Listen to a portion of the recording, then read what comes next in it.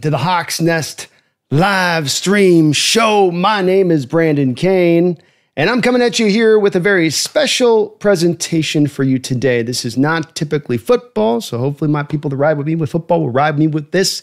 Why? Because any old Seattleite can tell you that when a Seattle team gets into the playoffs, you better just eat that thing like a steak that's the first one you've eaten in 20 freaking years, because it might just have been. The Seattle Seahawks, only now the sixth time Seattle Mariners, excuse me, with the Freudian slip. Seattle Mariners, only the sixth time in their history as a major league ball club, going back to the 70s, having gotten into the playoffs here. It's quite a season here for these Mariners. I cover the Hawks regularly, but this has been a very requested show. If the Mariners did get in, that we would do some live play-by-play. So the plan is to test this out, see what you guys think, see if you guys are feeling it. And if you are, we will continue it on here through the playoffs. So we'll be today and tomorrow. We got the game tomorrow at 1 o'clock for the Seattle Seahawks. Then we'll be coming back with 5. We're not going to stop. So we're just going live stream all day long tomorrow. We're going to show some love to the Seattle Mariner team who worked their ass off. You got to give a tip of the cap to the ownership who's been so tight-fisted in their ways around the trade deadline of giving the team enough, especially when they're tight-fisted in the offseason, to not give the team enough. This year, they stepped forward in a major way to provide that, to go and make some aggressive moves down the trade deadline, and to put the Seattle Mariner team on the back of a first-round bye in a position to potentially make some mighty, mighty noise and perhaps even get to the World Series for the very first time in their history. Thank you for watching today. I hope you guys are having a great day. I hope you guys are hyped for this. I hope you like it. And yes, indeed, Brandon is back. Brandon is alive. I got my voice back. It was a lot of fun. A big shout out to the Roundtable Sports people. If you guys haven't had a chance, you can go watch Brandon having a good old time out there in LA. I got nothing online. I just got to enjoy it. You know what I mean? That was where I was coming from at it. And I definitely did that. I had an amazing couple of days though in LA on the remote event for the Roundtable Sports, hanging out with all the guys, out there walking around, just, chopping up with folks. Again, just Niners, Ram fans, super kind. We had a Seahawks fan show up out there, Corey, I believe, tip the cap to you. So it was really a cool event. Had a lot of fun with that, and a wild game at that as well to watch. Just kind of trying to make sense of that at the moment as you're watching it, where you're just going, man, this is kind of crazy. And boy, did the Niner fans take over that stadium. You guys go ahead and slap me if I ever complain about our stadium being taken over. Holy moly. Oh my God.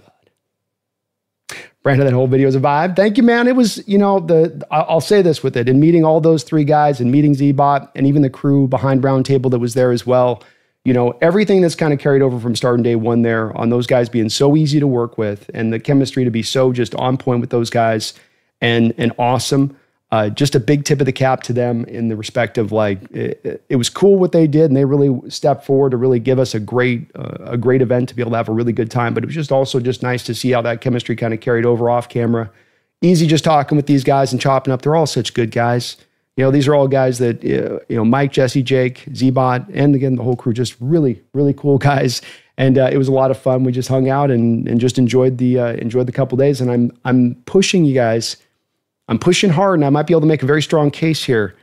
The next year's event will be in Seattle, that we will do a roundtable event in Seattle next year. I've already I'm laying the little, laying a little breadcrumb trail, if you will, for them. Okay. So we're trying to get them on that, but that's going to be the next goal here, is to try to hopefully get that cooked up into the future. So got our Mariners going, though, here today. Let me check in with y'all as we're about a couple minutes out here on the channel. And just a quick shout out to the sponsor. Got to do that. Sleeper should be now open for you guys up in the state of Washington. Use my code today, NEST, N-E-S-T, and get a 100% match on your first deposit up to $100. That's what we call a win-win-win. And I've got my picks currently up on the board for you here, as you can see. I've got a 5er laid down for, I'm going hits here. I'm feeling more hits today. So I went Naylor, Crawford, and Suarez with hits in this game, and Baez with getting a hit in the game as well there. A little bit of a 40 payout. I didn't put a lot on the line on that one. You can put as much as you want, but please do use my code today, N-E-S-T. Get your picks on in. Go get yourself some money, $100 in your pocket from me to you, and you support the channel at the very same time. Hell yeah. Sleeper is the #1 sports app running right now, and in the state of Washington, though it has been restricted prior, it is supposed to be opening up for you guys now, almost in full here for this, as far as to be able to utilize this. So no longer do you have to go in just a casino to make it happen. Let's see if we can make my picks roll, though, tonight. make this happen. But a big thank you to Sleeper for sponsoring this show. Please do see their app and website for terms and conditions because they do apply. All right, we're about to get this thing started off here pretty soon. John Graziano, Brian Myers, Max Baylor, J.O., Alex Sacito, Misfit74. Hello, hello, hello. It's good to see you guys. Hope everyone is well and doing good. Ryan Ball, how you doing? HHG says, wait a minute. This isn't a Seahawks game. Indeed, it's not. We're gonna see how the people take it here. We'll see how the people take it. Herbicide, Shock B has a voice left. I was actually kind of chilling most of the time, Jesse and Jake had to do much of the heavy lifting. So, I did learn, though, that you probably shouldn't have a margarita on an empty stomach, followed by Rams fans then trying to buy you tequila shots. That was probably a little wee bit of a mistake, but hey, when in Rome, when in the city of angels, you fly with the angels. Devo Matsal, it's good to see you in the house. One of my OGs dropping a big old $20 donation. That was off right with some energy there. Says, let's go. So pumped. Now this is fun. Oh, we're going to have a good time today. And that's going to be a lot of fun covering this Mariner team and seeing if they can make some noise and just understanding what they've done to kind of build this team and earn their way here. You got teams that shortcut, Devo. You got teams that are going to go out there and buy their ways. Yankees, LA Dodgers. And there's those that have to more organically, build it from the ground up. Take your time, take your lumps. Go through those ups and downs before you can finally reach the promised land. But let's see if maybe today can be that day with little George Kirby stepping up onto the hill here. 10-8 record, 4.21 ERA as he starts to warm up, and we're about to begin this action off. Thank you for the $20 donation, though, Devo. The man. Always good seeing that. Always good seeing the OGs in the house. Jay Stern, hey, Megan, my lady from down under. The Hawks Nest, 3-day weekend here, still getting over the trip, and then planning a trip to Sydney in January for closing the Germany and London next year. Let's go. Already on the next one there, Megan, huh? Looked like a great time on some of those pictures I was seeing you had sent. That looked awesome. As delivered, it appeared. It's good to see you. Z-Bot is a very cool dude, Brian. He is as he would appear on camera. All these guys are what they appear on camera is what you get in person. Brian, what a Husky game today. How about the Husky comeback there, huh? Mom Williams and my goodness, that receiver. Kevin O'Connell, truly good energy. So cool to see it. Jesse had a great night. Jake fumbling the excuses. Loved it. It's a struggle bus. Look, Jake, I got a little toxic with him at times and rubbing it in, but I couldn't go too much, right, Kevin? Because it's like, look, this just happened to my Hawks in week 1 at home. I feel you, Jake, I know what you're going through a little bit there. So, yeah, it was a little bit troublesome there. I will warn you guys on this. I tried to troubleshoot this today a little bit, but this is going to be a bit of an issue as far as I think frustrating for you guys just a tiny bit. So we can eventually take the backdrop off and the cam off if you want, or the green screen off if you want. There's no way to slow down to where it's not going to be about a pitch or two ahead on the overlay that I'm showing versus the broadcast I'm getting. If it plays out the way it did the first game, yeah, see, it's already got the first ball in there. So you can bear with me on that part of it. I want to give you guys as much detail to what's going on in the game. So I want to leave it up, and that's the only way to do it. We do have a ball one there slightly on the outside part of the plate there, 98-mile-an-hour fastball there. So it's a little bit of something you're going to have to kind of, if you guys can, deal with me on this. I tried to slow down Google. I tried to put a deal on with the OBS stuff, and there was really no way to just kind of slow it down enough. Kirby comes back here again a little high. Kirby usually really, really, really good with his control.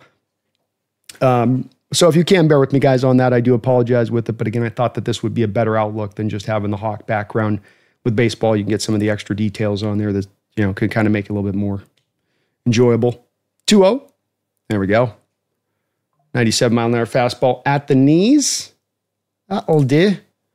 That'll do.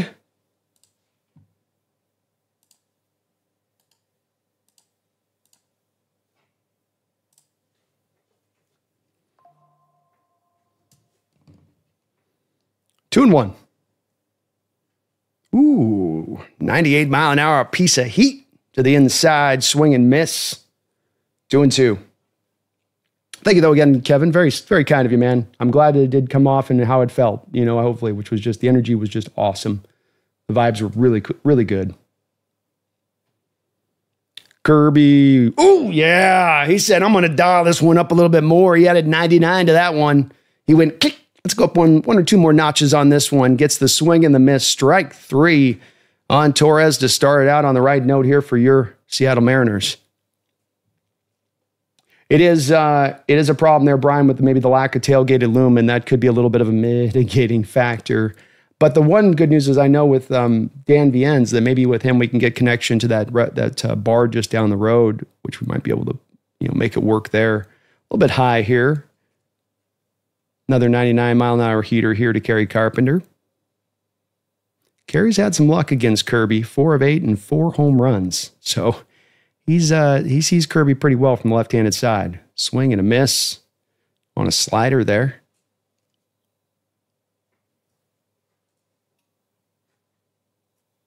Carpenter thought he was going to come. He's been pumping heat. He thought he was going to come back with another heater there. It depends on the Hawks Nest will be going to Germany and London next year. I just might have to. Off the end of the bat, foul. Comes back with a fastball on the outer part of the plate there.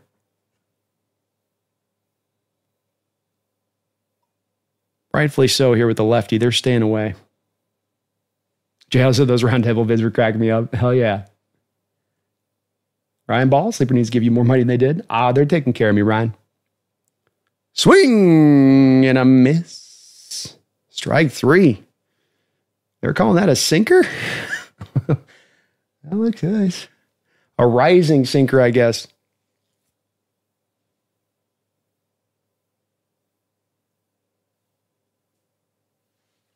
Usually you want the sinker to sink.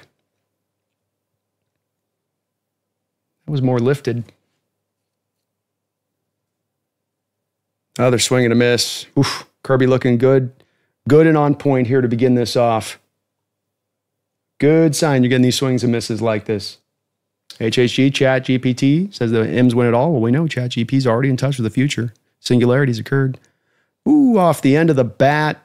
Just gets the bat on the ball there. Nothing real fancy with that stroke, but he's able to punch it out into right field for a base hit. McFur, did you guys end up eating any of the food Z-Bot bought? They did. Look, Z-Bot crushed a lot of it on initial entry. Z-Bot was in. It was impressive actually. Because he went deep on it. Like they had already done the wing style. And the hilarious part is the guys from the East, Z-Bot and Richie from New York, and we had another guy from New York as well. Like they love their wings. Like they got to LA, and what do you guys think that somebody from Buffalo would order? Wings. That's what they were ordering. Both nights. I had to laugh. I'm like, well, sometimes cliches are true, I guess. 1-0, 2 outs, runner on first. Kirby here with a wind. We got a little. Yeah, that was all right. All right, we'll take that. That's a little top of the zone. That's a little generosity there, maybe. Lupinello threw out the first pitch. Let's go. Lose my all-time favorite Mariner manager by far. The wind, just a little high. You can tell Kirby's a little tuned up. That adrenaline's pumping just a little bit extra on these kind of starts. You're going to just naturally maybe overthrow a little bit. That's when that ball's going to rise just a little bit more than it might normally. He'll get locked in here, though, and he's pitching fine. 2-1. Boy, he's getting the slider placement perfect. Slid that one right across the plate, hitting the outside corner. And a swing and a miss, strike 2. Mariner fans get on their feet, swinging the blue towels. Saying, we got you, buddy, let's go.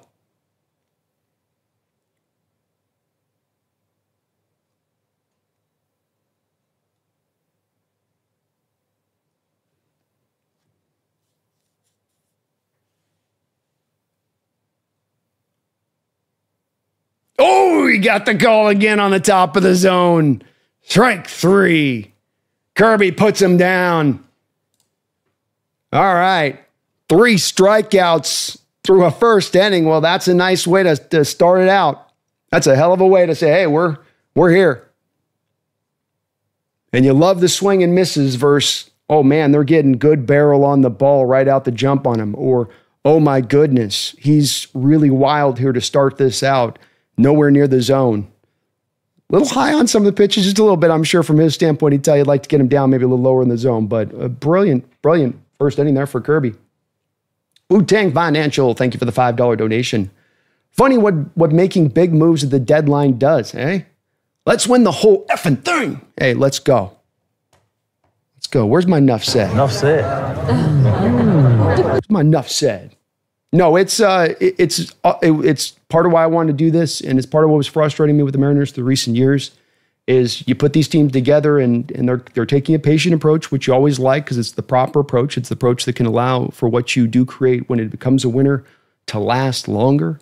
But at the same point in time, there were some times where it just seemed like you weren't even willing to dip your toe in the pool, much less cannonball your way through when it came to the deadline, and you could feel that this lineup especially really could use some help and some injection. And this year, they've really put together a lineup that you got to give them a lot of applause. I really feel like, especially to Dipoto, who's taken a lot of heat in this town, because it's not been made for him to be made easy. It's not like he's got some big old monstrous budget to work off the back of to make this happen. He's had to get creative. He's had to find the right timing to jump. And I think that he's done that here, and I'm really hoping they're rewarded for it now, because it will only spur them on to do it more, Wu-Tang. But you mentioned why it was frustrating so many of us so fundamentally, because they just wouldn't be willing to move off that spot. And I just want to just put the toe in the water. I don't need the cannonball. You don't need to swan dive. I don't need the double backflip. Just give me a little toe in the water. Ryan Ball, I don't get to watch the Mariners game here in Bend, Oregon. You're it, Brandon. Hey, I'm sorry you don't get to watch it, but I'm glad that I'm here to hopefully guide you guys through the process of it. I'll try to do some good play-by-play. I'm a little out of my element with this, but we'll see what we can shimmy up here. Megan says, Hawks Nest meeting Bob Gale was a highlight. Didn't even feel his hand on my shoulder and having him seriously out-of-body experience. I'm still on a highlight 7 days later. Let's go. Let's go. Yeah, Josh Kirby's pumped. He's got that fastball almost up around 100. This ain't mid-July start, you take a little bit off. You're locating, You're just trying to locate, It's like, hey, we're going loaded to bear for today. Chase Turn, I know Kyle's wagging his finger at John Lynch over Mac Jones. There's probably some I told you so's there, I would imagine. That's probably true. Troy Mellon on the hill here for the Tigers. First pitch swinging is Rosarina. 97-mile-an-hour fastball. Gets a good swing on it, but fouls it back. Troy is a pitcher. He's going to mix it up. Four seam, slider, sinker, cutter, splitter, curveball. He'll mix it all in. A little low there. Nice eye by Randy. A guy that didn't have right from the jump, and, of course, that leadoff spot kind of transitioned into it. It's not sure, maybe traditional leadoff hitter. Gets a good swing on this. Ooh, but right at the left fielder. You'll see this times happen, especially in these playoffs with the analytical data these teams have that's so very advanced, where they get these outfielders especially. You'll see them place them in these positions that are the hot zones for these hitters when they hit the ball, especially even when they hit the ball hard. It can be just having a guy drift 5 to 10 feet left or right, giving a left or right-handed hitter. And that one kind of felt like that. He was like standing right in place for where Rosarina hit that thing. Cal coming out first pitch swinging. He sends this into the corner. Oh, it's going to be foul. Got a good swing on it. Just couldn't quite. Man, that thing just curved at the end like nobody's business. That had a wicked hook on it. Randall McDaniel, thank you for the $5 donation. Hawks Nest back riding with the M's. She got real. Which player is ready to become a legend? Our staff built for fall ball. This is going to be a fun ride. Oh, I'm hoping so, man. I am hoping so. I love it. You're hyped up too. Let's go, Randall. Cal Raleigh, 0-1 count here. Ooh, a little bit out of the zone there, low. Strike. And look, Julio, Cal, two guys on the precipice already for becoming in that legendary standpoint of things. I mean, Julio's a guy that, fans have been wanting to see more of somehow than what they've gotten over his first couple of careers in his very, very young career. I've always kind of maintained a little bit that he's on a fine path of approach and that he's still headed for superstardom, and that maybe this is your coming out party to that purely. If not, he's not already there. I mean, you could say a top, 7 WAR rated player. Maybe he's already there. Certainly by the nerds, they would probably place him there. But this is the kind of series with those kind of guys. Ken Griffey Jr., 95, putting the team on his back. It wasn't the only guy, of course. Fouled back by Raleigh, 1-2. Wasn't the only guy, of course, but you just felt Griffey was locked in that series in New York in that 95, man. You didn't want to pitch to him, and Egger was blistering hot at that time too. 1-2. Raleigh. Oh, nice base hit right up the middle there. And there's where you get to see the infield inverse of that outfield experience I was just telling about, because you've got a left-handed hitter, and so you're going to shy the second baseman a little bit more to his left. He's going to take 3 or 4 more steps with the pulling of Cal, especially from the left side, and his penchant for it. And so if Cal can get that anywhere near up the middle, even on the ground, he hits it hard anywhere near up the middle, that second baseman's not going to be near necessarily traditionally where he would have been if this was probably a right-handed hitter. Runner on first now, 1 out for the Mariners. Julio up. Julio, first pitch swinging. He might hit himself into a double play. Let's see if they can turn it. And Julio's able to just barely outrun it there. 2 men down. Mariners coming out aggressive at the dish. They're not trying to get deep into the count here with Melton.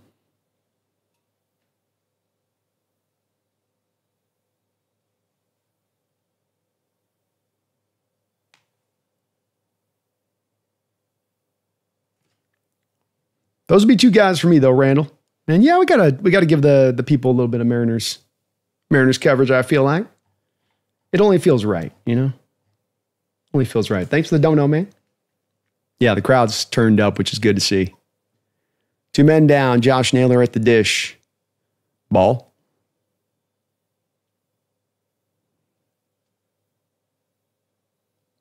Naylor, the perfect kind of hitter to bring into this park. Aside from maybe the fact he's not super fleet of foot, though, he steals his share of bases here and there.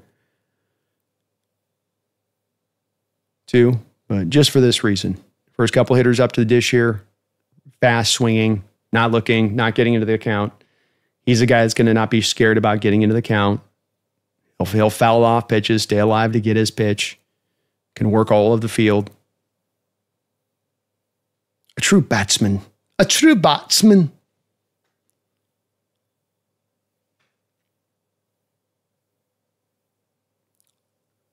Maybe just kind of get Melton working a little bit here in this first inning here. Love to chase him out of this game as fast as humanly possible. Outside, 3-0. Got to be taken here, don't you? Make him find the plate.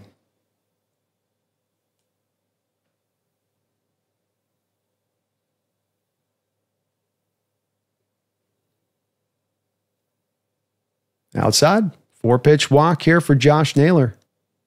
Melton just couldn't get off the outside of the dish. I think all 4 of those pitches were just riding outside, trying to stay too far away from him. Maybe a little scared you're going to miss inside and low.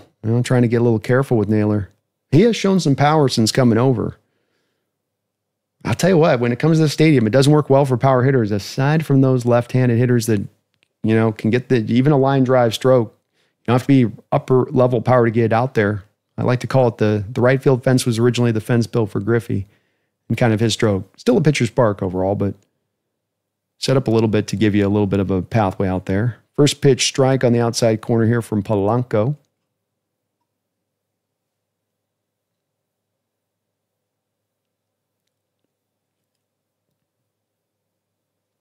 Polanco gets up underneath this ball and lifts it up into the air into light, and it will be caught by Carpenter there. That'll finish off the first. Mariners make a little bit of noise, but eventually get out from under it there, and we have a 0-0 tie after 1 inning.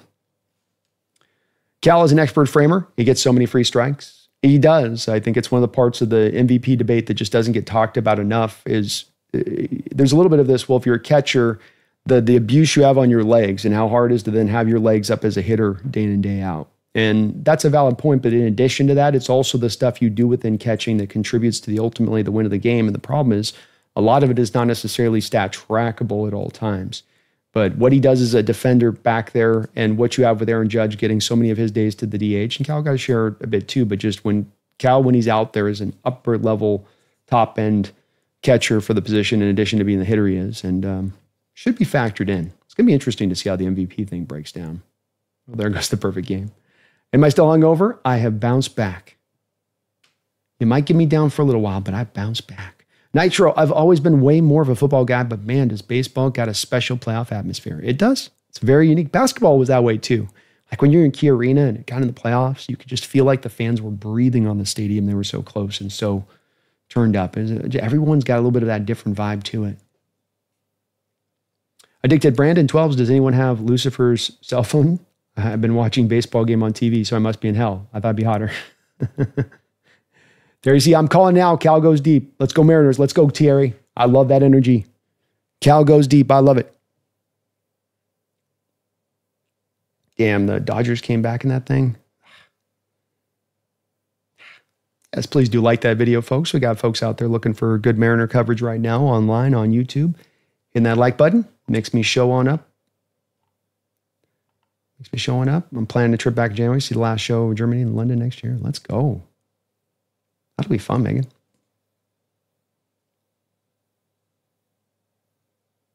King Bomber, now not watching the game, but I'll listen to your broadcast while I do other stuff. Thank you for that, King.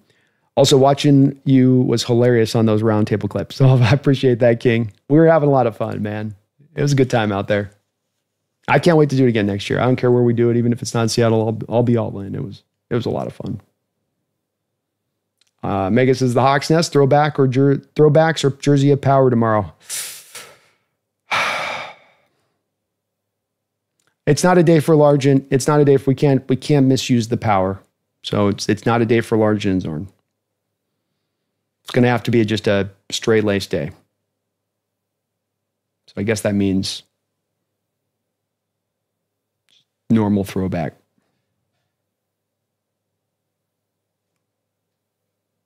Bravo says, I really don't like how faint the strike zone target is on the broadcast. Oh yeah, it is a little bit kind of small. They're trying to put so much darn data up on the screen. First pitch strike, 97 miles an hour on the inside knees of Colt Keith. DH for the Detroit Tigers, 256 on the year with 13 ding-dongs. Oof, nice slider. He just picks it right out, knocks it into right field there. Both the base hits by Tigers. Just good swings, or they're not the most violent swings. They're hammering the pitch. They're just kind of putting the bat on the ball, and let's see if something good can happen.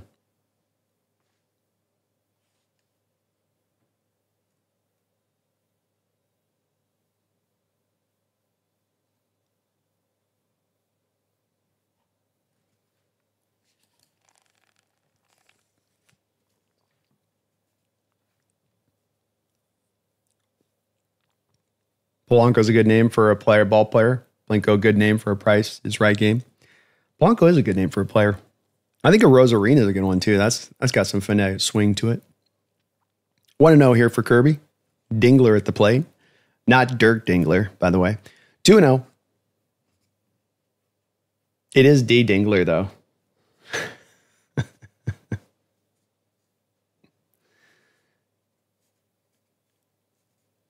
We know the secret to his powers.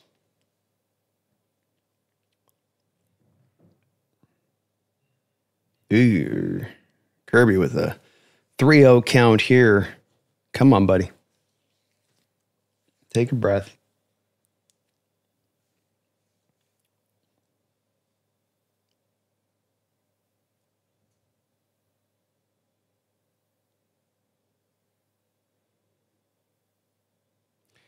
Yeah, Kirby's right now getting up a little bit too high. Ball 4. He's just a little too amped up right now. This is where maybe I'd get a Cal out there just to remind him on, like, all right, where are we missing? We're missing high. Where else are we missing? Missing high. Okay, what does that tell you? I'm overthrowing maybe. Yeah, I'm trying to, okay, let's not do too much. Stay within ourselves of what got us here.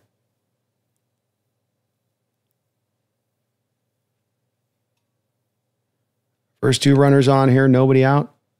Top of the second inning.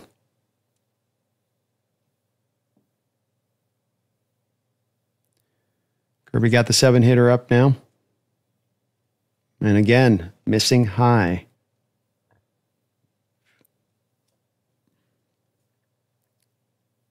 High and outside.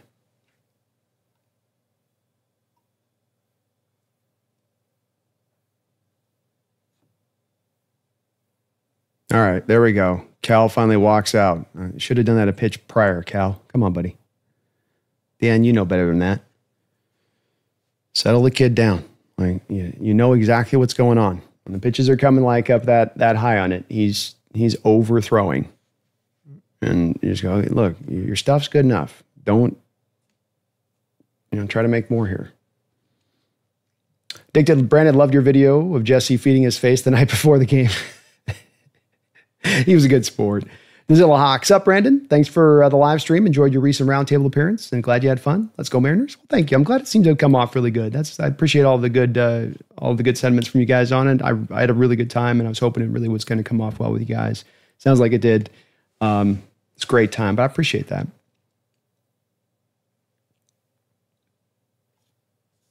Let's get this win here. Let's get this win. Zilla. 1-0 count. There we go. Strike. Nice pitch. Inside corner. 1-1. Yeah, I can see what you're talking about on the live cast. They're not doing a good job of showing it's a little bit more of my deal here at least, but on the telecast, like flashing quickly where it's actually the pitch is at. 1-1. Fouled away. Let's get a nice little strikeout here. Let's get a nice little whiff. Kirby climbing up to 25 pitches here. Hey, bananas, did you eat? TheSeahawksNest? I have one yesterday. 1-2 pitch. Oof. Fights it off there.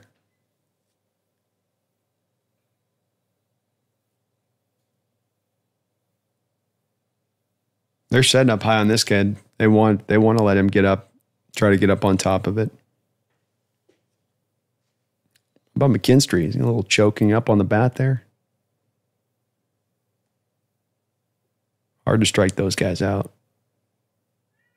Oh, you almost got him to bite. They got it in the right spot in the place they could get him to bite, but the ball just climbed too high on that pitch, 2-2. It went up into the 11th floor, and they wanted to get it to about the 6th floor.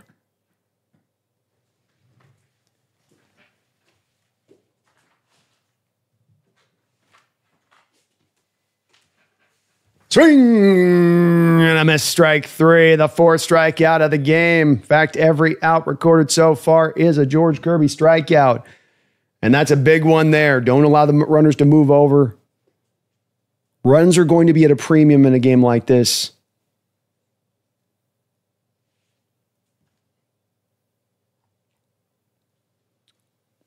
Brent Yo Endo. Thank you for the $2 donation, Brent. He says, do you remember Ichiro? Oh, yeah, I remember Ichiro.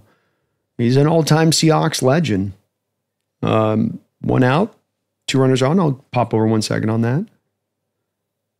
Fouled off. There we go, Kirby. That's a little bit better. A little bit lower in the zone on that. Javier Baez up at the plate. 8-hole hitter. You'd like to just get through the 8, the 9, close this out, come back to the 3rd, back with the top of the lineup. Kirby set here. Ball off the end of the bat. Not going to be able to turn 2. Eugenio is just going to be able to throw this out at first base. Too slow of a rolling hop there on the third base side, but Eugenio does throw out Baez, so you do get 2 outs. But, I mean, Ichiro joins the pantheon, Brent, of guys like Griffey, guys like Edgar Martinez. Probably put Randy Johnson in that place as well. I think that you gotta put Ichiro up there into that spot. He deserves his spot in there, no doubt about it. And you can only wonder with Ichiro what might have been if you were able to get this kid over in Major League Baseball earlier, younger. 2 outs here. Meadows hitting .215 on the season, steps up to the dish. A little high there, 98-mile-an-hour sinker. Sinker's climbing. There's not a lot of sink to the sink tonight from Kirby. Slider's working really well, and the fastball's definitely working. That sinker just keeps, it's got a little bit of helium in it. 1-0. Luckily, the umpire is giving him a little bit of a healthy zone to the top side tonight. That is the part helping George through this. It's not too shabby on the higher part of the zone from the umpire. 1-1. Or becomes set. Ooh, that slider got a little bit away. 2-1. But I think he could have been a guy that potentially, if he'd joined up in Major League Baseball at 21, maybe that's a guy down the line pushes for almost 4,000 hits in the sport. You never know. Pushes maybe even P. Rose. But he did a hell of a job just coming here. Underrated power for a guy his size.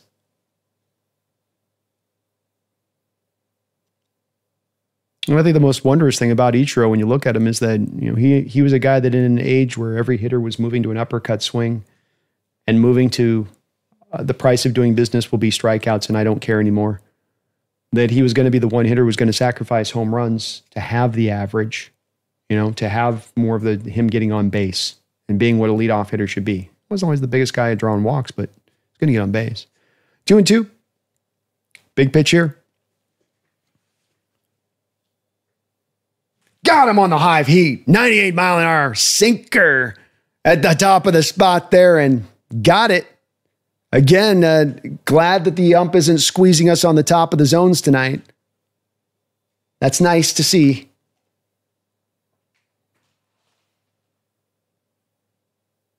He didn't like the call, but I'll take it. So Ichiro, a hell of a player, and Brent, underrated power, could still mix that in and sometimes even pull the power out at the moments and times where, he wanted to kind of flex it in there. And I'm going to take a hard swing. And the pitcher, and he would catch a pitcher, maybe grooving a pitch or putting a pitch with movement and going, well, he's not going to try to take a big swing at it. Worst case scenario, it's a single. So he had a bit of a tactical approach too when he brought out that power. But yeah, he had it. Good player, fun player. And then there was, of course, what he did out in the field. Covered as much ground as any right fielder in the sport throughout his time. Laser rocket arm from right field.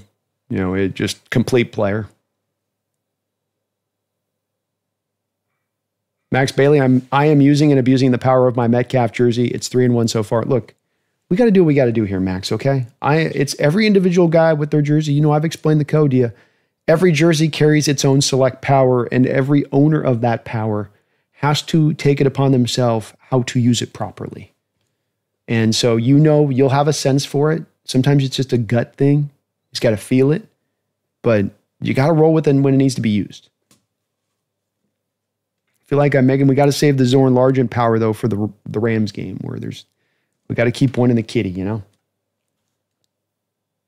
Wagner throwback for me tomorrow? Sean, that's going to look tight. Let's go. Very good choice. Exceptional choice.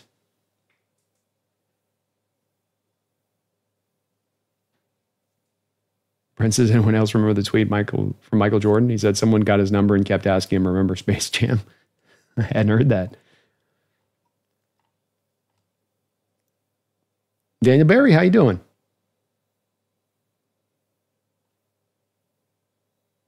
King Bomber, when you're on base, can you run even if the batter doesn't hit it? Yeah, you can steal a base, King Bomber.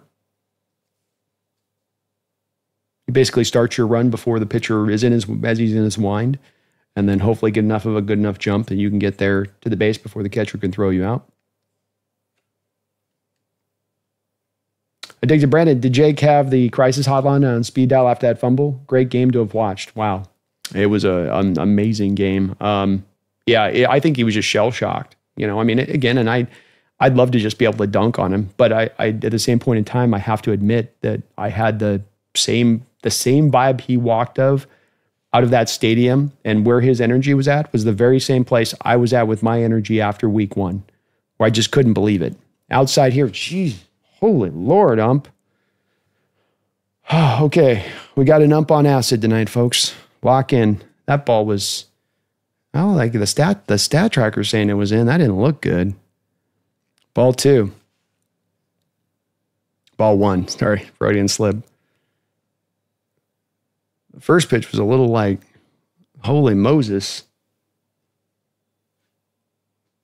There we go. All right, they're trying to feed him splitters, and I don't. Eugenio might get one fastball on this at bat. It's got the count 2-1 though. Oh, see, he thought the same thing I did. You get a guy throwing you that like junk to start the bat out. You go, oh, he doesn't want to throw me the fastball, and then when he does throw me if I get one, I'm only going to get one to swing at the at bat. Good job by Melton. Good time, good pitch sequencing there to kind of set that up.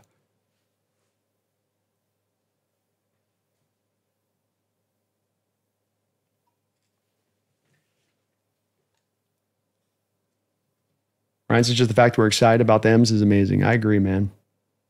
First pitch swinging here for Canzone. Come on, Dom. Give us a little poke. Give us a little pokey to right. Ooh, awkward swing on the splitter there. Fouls it off. 0-2.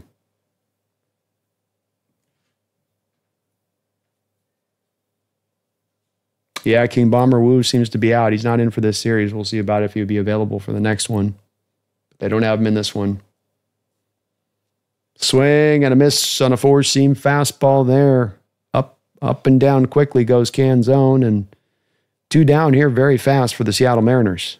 Unfortunately, maybe Melton's starting to lock in here. John Graziano, Kirby's known for his command. He is, yeah, that's a little bit kind of surprising to me, but not super surprising in this one with it where playoff game, young kid like that. I know he had, I think, a little bit of a taste for this a couple years ago in the series as we had then, but it's just you've gone 162 games at kind of that pulse level, and then you go to this where suddenly everything's got a sense of urgency to it.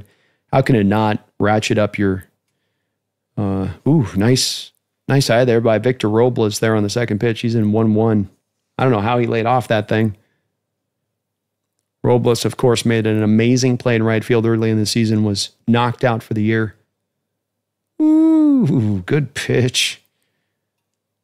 Four-seamer just climbs back to the back outside edge of the plate there for 1-2.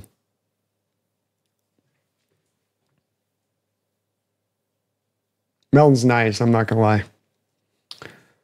Slider in the dirt, 2-2. But Robles jumped into the netting, twisted back, his arm got injured. Was able to finally come back. Had an incident in the minor leagues we're not going to talk about. Slider low, 3-2. Good job on this count. He's had to work some tough pitches here. Melton's not giving in to him easily. Wind. He's getting some funky swings this inning. Just a defensive swing there by Robles to foul it off. But you're staying alive. He's got Crawford laughing over there after that one.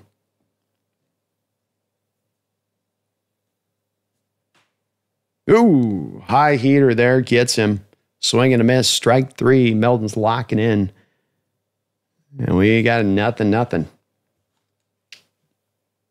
So it was like, for me, addicted, it was hard to, I gave Jake a little bit of a hard time, but I couldn't crush him about it because I just felt like, I've been in that very same spot. It felt the same, like we should have lost this game. There's no business the Niners have of winning this game. And they're in their place, it's probably even more extreme because like they had more coming into our game than they had coming into this game against the Rams. But 49ers are weird this year. They're doing things they shouldn't be doing. And props to them. They're getting it done. Ryan Balichero is fun to watch, but Griffey was more exciting to me. Griffey to me is just more my guy. But I also, grew up at that time and I saw this guy do things that were just, I watched it in person. They just, you don't often watch baseball players in person and you just become unbelievably impressed by what you see them do. And with Griffey, it's not just the swinging of the bat, but what you watched him do when he would be running around in center field with just complete abandonment, reckless abandonment, and just played the game the right way.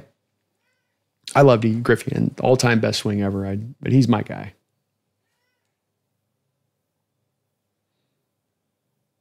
I'm a Griff man.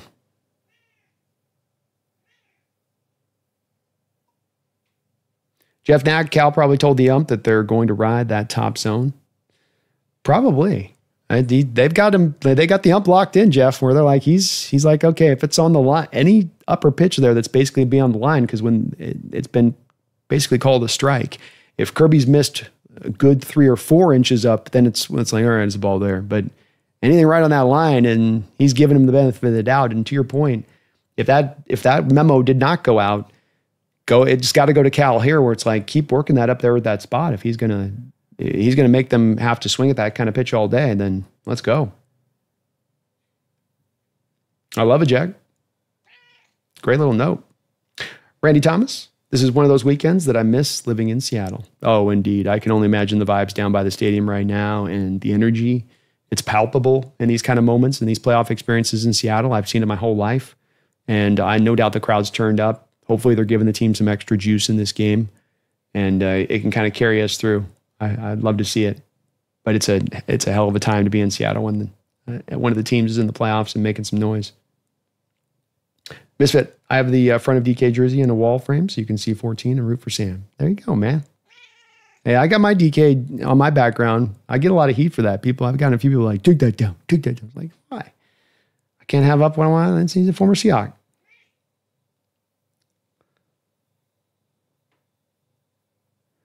Again, Hawks Nest, I'm wanting the Niners to win so I can give Jay grief. All right, Kirby up out here for the third inning now. Swing and a miss at the top of the zone. And see, already there you've got Torres coming out on that first pitch. He's swinging, looking where that pitch is. If you look on the stat tracker on pitch 1 there, it's up at that high spot on that borderline. And the Tiger hitters know going through the second part of this lineup now back through. This is where the ump's calling it. We've got to swing at those pitches, but they're hard pitches to hit. You got a guy throwing 98.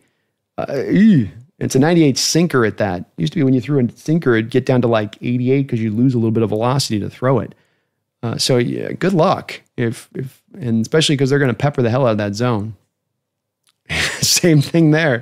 Comes back again, 97, top of the zone, about an inch, a little bit outside of it. But at that borderline spot, I mean, I'm living here if I'm Kirby and company. Yeah, you tell him, Pumpkin.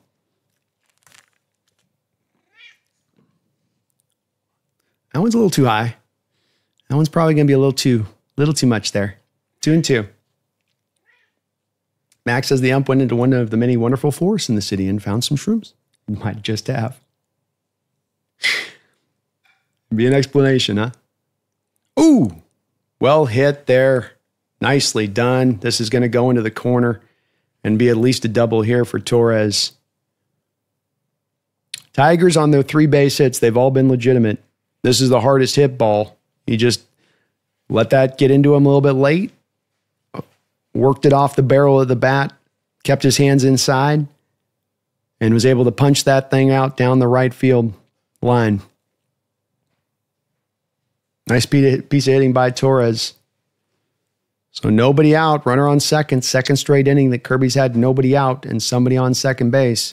Got out of trouble last inning, but he's back at the top of the lineup here. See what he can do. Already drawing up to his 41st pitch here. And they're going to work that top of the zone and continue to stay up there. This one's just a little too high, though.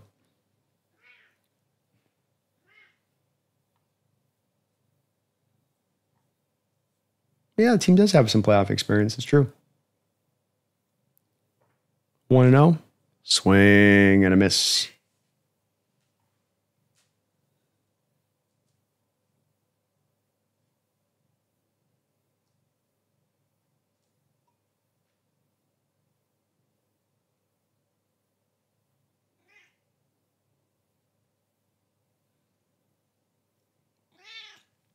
Everybody can hear you. I know, everybody can hear you. 1-1. Runner takes his lead. Kirby takes a breath. Ah, beautiful pitch. Got it right in on his hands. Again, tacking the top of the zone. He's just going to live there. He's moving in a couch. He's got a coffee table picked out. We're just going to stay up in this top of the zone. This is the good life. Oh, again off the end of the bat. Julio up on it. Not deep enough from Julio there, and Julio in a good spot there. You've seen a couple of those that have just worked out really tough against Kirby, where they just get the bat on the ball and just kind of flick it out into the field for a base hit. That was one that looked similar there, but you had Julio in the right spot. And because it was a line drive kind of right at him in general terms, not hard line drive, kind of a soft line drive, you allowed then Julio to be able to make a nice throw there, keep the runner at second base from getting over. So one man down, runner at second, tie game here. Top of the third inning. Riley Green, the left fielder, will step on in.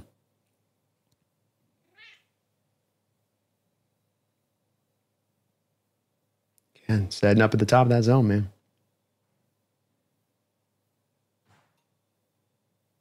Back to the Hawks Nest. Ichiro's the reason I started following the Mems. It's a good reason to follow the Mariners, I'll tell you that.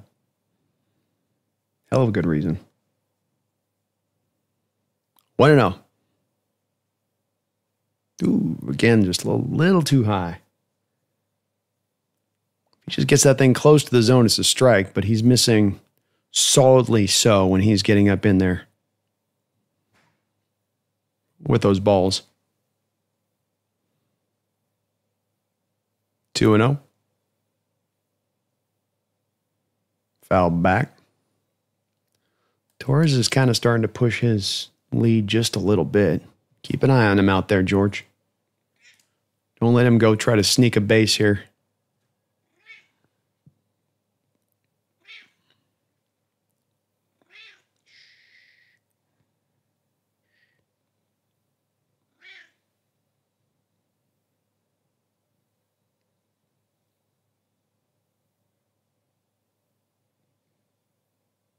Kirby comes set. 2-1. Again, missed pretty high there, but he got the batter to swing at it. Start to wonder on some of these swings where the ball's so high up to where the hitter's swinging at it. I just come back on my mind to when he's hitting the zone over and over, he's not trying to work the edges here to the corners. It is all about just working the top of the zone. And if that umpire is giving that strike, you start to swing at pitches that you wouldn't normally swing at because you adjust as a hitter in this way. 2-2 count. Hit up off the end of the bat. Fouled. Nice defensive stroke there. Kirby's going to already be to 50 pitches on his next throw.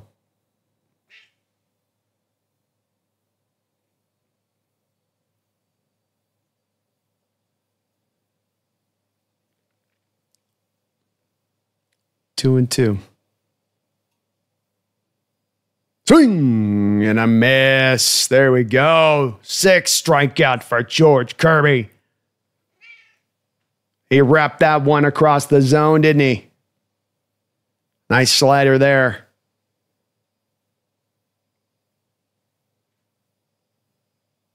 Turned him around on that one.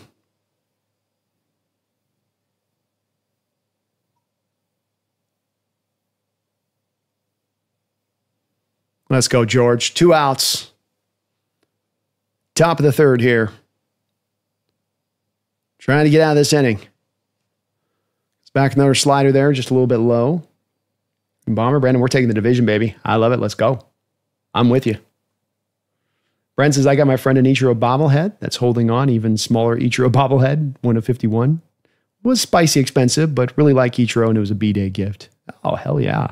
Well, it sounds worth it, you know? Some of those things could be collector's items. Swing and a miss. They come back with back-to-back sliders here and get a swing from Torkelson. Do you stay with the slider here, or do you come back and try the heat with the cleanup hitter? Guess you probably stay careful, I would think, here. With first base still open and 2 outs. And they come right at him. 98, top of the zone. He fouls it back. He got a good pitch there. That might be the best pitch he gets in this at-bat. Crowd gets up onto their feet, standing. Come on, that's the Seattle fans I love to see. Those are my people. Letting them know, except for the fatties in the front row. Kirby, let's loose. Ball hit up into the air. Driven high and deep. Julio's on it. Julio's got it. Out number 3. Kirby escapes again from danger. danger, danger. And gets out the other side of it unscathed. The Mariners tied 0-0 through 3. Love the confidence, King Bomber. And I'm here for it. The Blacks 49ers defense better than I thought they would be, and Mac Jones is better than Purdy. He might just be when it's all said and done. Purdy seems to have transitioned a bit as a player from what he was when he first walked in the door for the Niners. You know, there's a pretty deep discussion to be had in regards to that. New Blacks and where maybe Purdy is, you know, physically, and where he's moved as far as a player, and maybe some bad habits that have developed and developed maybe for not necessarily reasons outside of his control, but have developed nonetheless. Versus a guy like Mac Jones that can just be on time within that offense and execute it. I think there's a bit of a valid potential point within it. I still do wonder about with this New Blacks coming down to Mac Jones's immobility eventually catching up to them, especially with the way that they have built that offensive line so much to lean on Purdy to be able to get away from danger at times. But to the Niner defense, to your point, I mean, they've lost C.J. West. I mean, Calais Davis is playing out of his freaking mind. Alfred Collins with the punch out on the fumble the other night. I just, Michael Williams is getting him, maybe not a lot of pass rush, but he's giving him good physicality off the edge that they thought they were going to get from at least in that. I tip of the hat to them, man. And I think Fred Warner right now probably has to be considered really at the top of the list right now for Defensive Player of the Year through the first quarter mark of the season. I know it's hard for middle linebackers to get it. I know somebody's going to throw a bunch of stats at me from some pressure guy who's generating all of these pressures and whatever, but he just makes it happen for that Niner defense. I mean, how do you not appreciate that guy's game and what he's doing and just everything he brings to the table? A guy could have like 9 fumbles and 5 interceptions already this year with how many hands he's had on the ball. Brian East says San Francisco's in the catbird seed right now, best all of their division opponents in their houses, and now have the easiest schedule in football. They're well set up here, especially if they can get back some of that health, man. And you would think Kittle is going to come back at some point for them, and that's a big return to the ranks when he does come back into play there. I think they're going to get Mustafa back at some point this season. That's a potential safety upgrade for them when he comes back. Yeah, they're looking a lot more dangerous than I thought they were going to be at this point in the season. Did the M's win? They're still playing. They're still playing. Put Pumpkin on the mic. Hey, she's already on the mic. She's already working. Ryan Ball says, keep DK up if you want. I will like him forever, maybe. I'm going to keep him up, man. And I'll add to the backdrop, but, I like having it back there. Are we all done? Are we all finished, kitty? Pumpkin is a great cheerleader. She's hyped. Ooh, swing and a miss here to start out the bottom of the third inning for Crawford. Mariner hitters are they're not trying to lean on walks in this game necessarily. Naylor took a 4-pitch walk, but aside from that, everybody else has been pretty aggro up at the plate here. And Crawford quickly gets himself into an 0-2 count.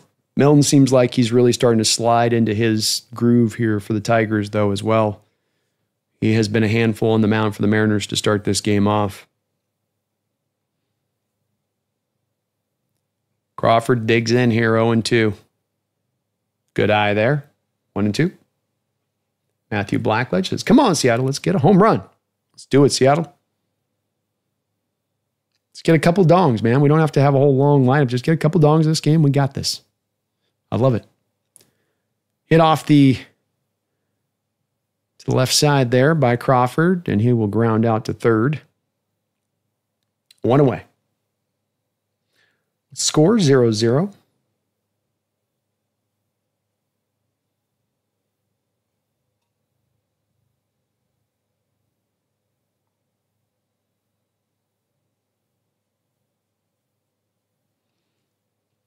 One out.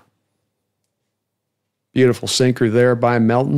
You can see that's normally what you see from a sinker. You with Kirby today, more of that sinker where it's like rising up in the zone. I think dipped right down through at the end. Arena 0-2, and Melton is locked the F in right now. He's pumping the zone, and he is working edges. High. Ball 1. Trident's up.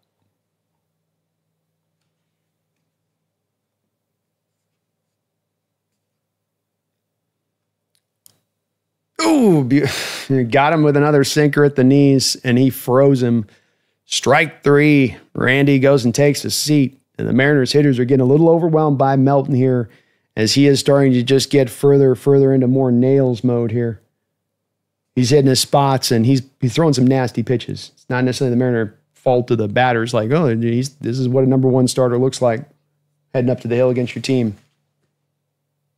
Cal, first pitch swinging, drives this up into center field, but this will be playable and out number 3. So Mariners line up very, very, very quick swings, and not as many of the defensive swings in there, kind of fouling the tough pitches off so far. We'll see which end pays off. You see a little bit more with the Tiger batters in their lineups, a little bit more willingness to get the bat on the ball. I know they got the strikeouts going here, but some of what they've generated so far in base hits and whatnot, Mariners are just coming up there swinging. They're like that prize fighter that, I got to get my knockout in the first round. I'm going to get winded. 49ers defensive line lost Bosa and lost 2 guys during the game. It's true, New Blacks, yeah. And CG West is out. I mean, that's the thing with it, where they just keep losing guys, but they still sustain. You go, it's literally zombie mode. Like, they've gotten more strong in their death, almost, is how you feel a little bit. And I have no explanation for it. It's weird. I don't know if I've seen a team like it in recent years that has sustained what they've sustained out the gate here. And it almost doesn't hold them up in the least.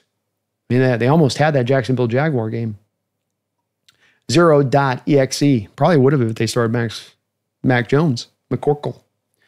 0.exe. I was really hoping the offense would have a fast start. Let's at least get one on the board here. It would be nice to see, man. I don't know if that's just a matter of don't even try to cobble it together and just it seems like right now it's the swings at the plate are not really, we're going to cobble this together. It feels more of like swing from your heels. Let's try to hit a couple 3 home runs through this game and then see if that can be just enough to make it go. Kind of seems like that's the approach here early on with so many of the early swings and so little of working of the count here. I mean, the pitch count between Kirby and Melton is quite different. Warner's always a beast. He really is. I mean, I don't know if anybody's played Madden, but I play the Madden on the highest, level, and it's like he's just ridiculous in that game. Like, he takes over everything. You can't run a drag. You can't, just everything in his space, he's just destroying. Catalyst got to give Winers credit for making it through the game with all those injuries. You do, man. There ain't no excuses. You just give them props. Like, that ain't easy to do. What they're pulling off right now is not easy to do. And you don't do it. They've had to earn it. You make it happen. So going on the road to do it and all that, Brian Balls at 82 likes for Mariners game. Let's go. Hey, please do hit that like button if you guys get a chance for me. I'd really, really, really, really, really appreciate it. It would really help out the channel a ton if you can hit that liker. Just smack on it. We got people looking for Mariner coverage right now. You can help show them the way.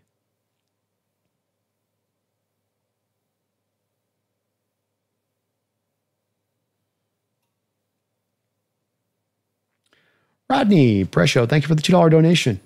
We are in trouble. That pitcher is locked in. You could feel him getting just more and more comfortable here as this game goes on, and he's getting some silly swings by the Mariner batters. Kirby's doing well as well, and again, getting the benefit of the nice high strike call in this game. Oh, Lordy.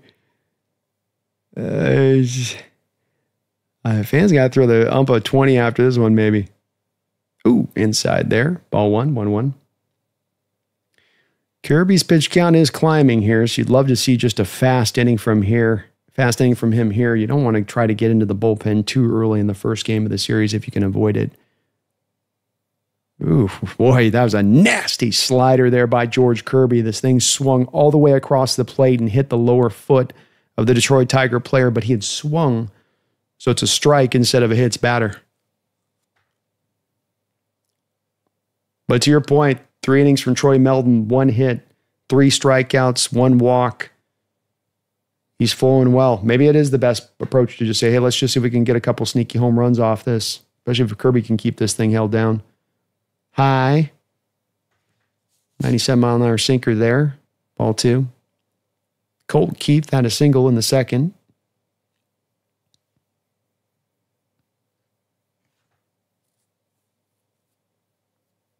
Kirby with the wind. Swing and a miss. Strike 3. That away, George. 7 strikeout for George Kirby here. The power of the wispy mustache.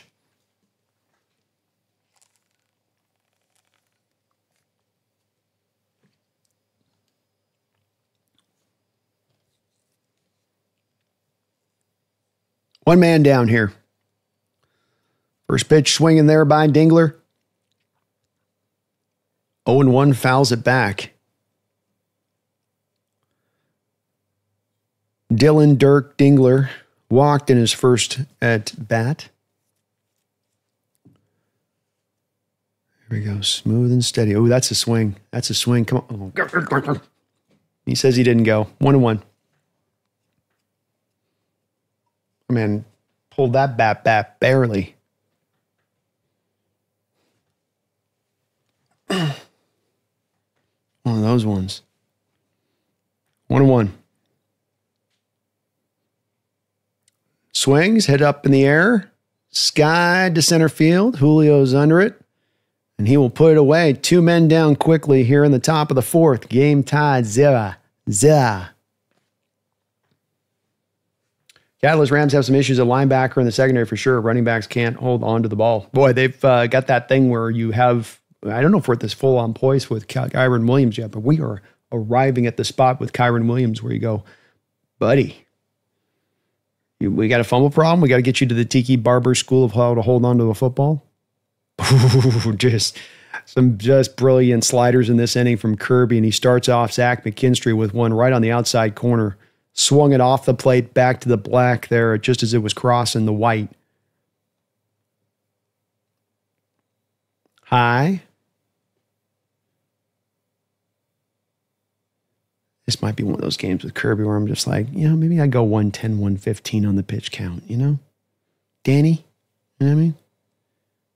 1-1.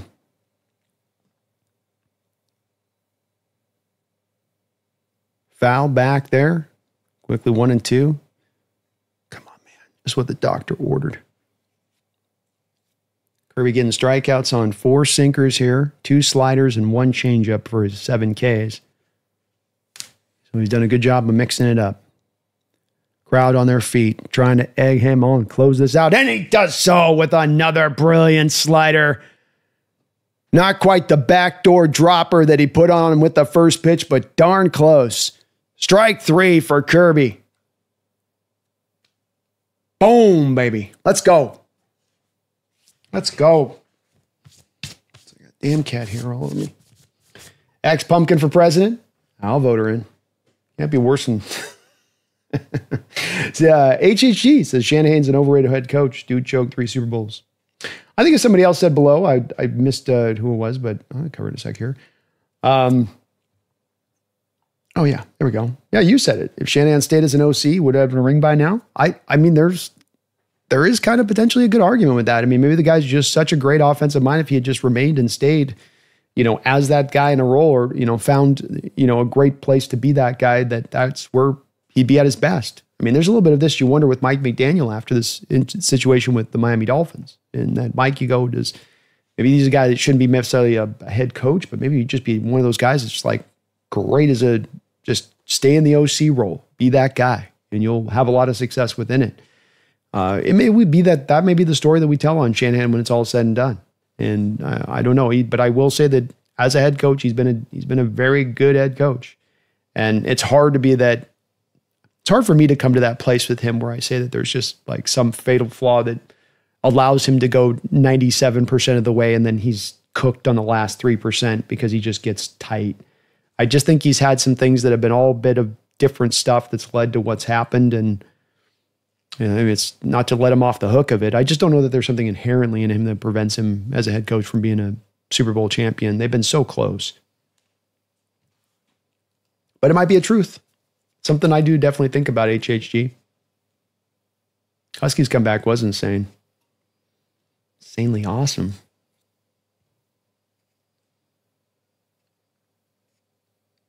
Prapa. Thank you for the $5 donation, Prapa. What do you think about the ratio of Niner fans What do you think the ratio of Niner fans was? Looked like 75-25 on TV? I don't think Rams can ever fix that. They won a Super Bowl and nobody cared. Laughing out loud. Well, I think you touch on something that I've thought for quite a bit of time here, Prapa, which was that, number one, the hubris of the NFL to believe that they could make not just one LA team work, but two LA teams work newly established at the very same time in the same city of LA, a city that in its prior times has essentially, by its inability to keep the LA Rams prior, lost one NFL organization. And the Raiders went from Oakland to LA, and then they lost the LA Raiders back to Oakland. It's not even like Oakland had a stadium to offer, by the way, on the return. It's not like LA was like, well, Oakland's like, well, we'll bring you back with a new stadium. Outside here to Julio to start this off in the bottom of the fourth. Strike. I like the approach by Julio here with the taking of the pitch. Let's look a little bit into this. There we go. There we go. See, start to set that stage and take a pitch and then keep my eye tight. Don't swing at everything. Don't get anxious here. Good take there. 1-1.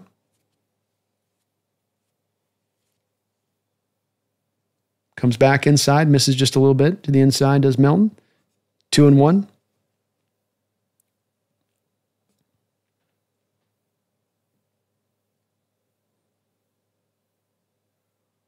Outside. I don't know. It was on the line. Good pitch. 2-2. Julio gets underneath this and lifts it.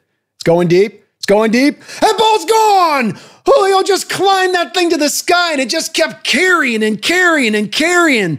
It looked like a typical fly ball off the bat to deep center field, and that thing just kept going. It was like Seattle fans themselves were blowing it into the stands. Melton doing such a good job in this game of staying to the corner, staying low. And they're on 2-2. He gets it up a little bit high.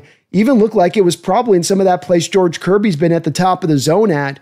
And then he just clubbed the hell out of that thing and got on top of it and raked that thing up. And what a hell. That is to put a swing to that part of the ballpark out there, that's a hell of a swing. That is you earn your money putting that ball out there to that part of the park. Holy mac, what a home run there. And Josh Naylor gets on this one. 97-mile-an-hour seamer. Gets on it to the track and it falls and just can't quite get to it. He had him there close. Put a good swing on that ball, but just barely missed it there. Melton is smiling. I think he knows he missed it. He put that right in the nice spot there for Naylor to get his perfect ideal home run swing. Not home run swinger, but when he hits him, all comes in kind of that golf zone area at your knees, kind of inside. He did there, and he drove it right there to the fence. One man out here. Mariners up 1-0 now. Bottom of the fourth inning. Jorge Polanco steps up to the plate. 0 for 1 with a fly out in the first. Takes ball 1. Ball 2 outside. Brian Myers, I hate in-game manager interviews too. Same thing with the players. Let them do what they're doing. They have a job to do. Let them think. Nice. Good eye there by Jorge. 2-0. Boy, Julio just, what a swing there because he couldn't extend his arms. He had to bring his arms in to hit that ball up high, and they're going to call, on a 3-0 count, they call a low strike. Boy, this ump's he's got a healthy strike zone today. It's a very healthy, I'm not saying that the gut's going over the top of the jeans, but it's just above the top of the knees, if you know what I'm saying. 3-1. That was a nasty splitter there. 3-2 gets a check swing strike. 3-2 count, one man out. Let's see if Jorge's trying to grind out a walk here. You can kind of feel it a little bit. Punches it right up the middle hard, but right at the shortstop. He's able to gather it up and throw him out at first. 2 men out. But when you're hitting that ball to center field, you're typically trying to get full extension there to really maximize your power and the torque into the ball. And when you got to pull your hands inside to hit that ball like here, and you're trying to hit it like from here, just imagine that of what you'll have more power in doing. Low, ball one here to Suarez. When you're here and you're trying to hit that, number one, it's an awkward-ass angle. It's much more easier from an angle to just get this right into here, especially to get the bat all the way through the zone. But you're getting it here, and then you're still driving it to the deepest part of the park. Foul back there. Suarez swung out of his shoes on that one, 1-1. Very impressive home run by Julio, and just part of just those kind of things you see with him where that talent is ultra talent, and it is being realized. 1-1. Low. Ball two. Suarez has gotten two fastballs.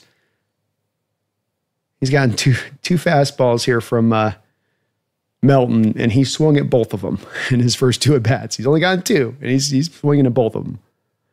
Yeah, there's another slider outside, 3-1.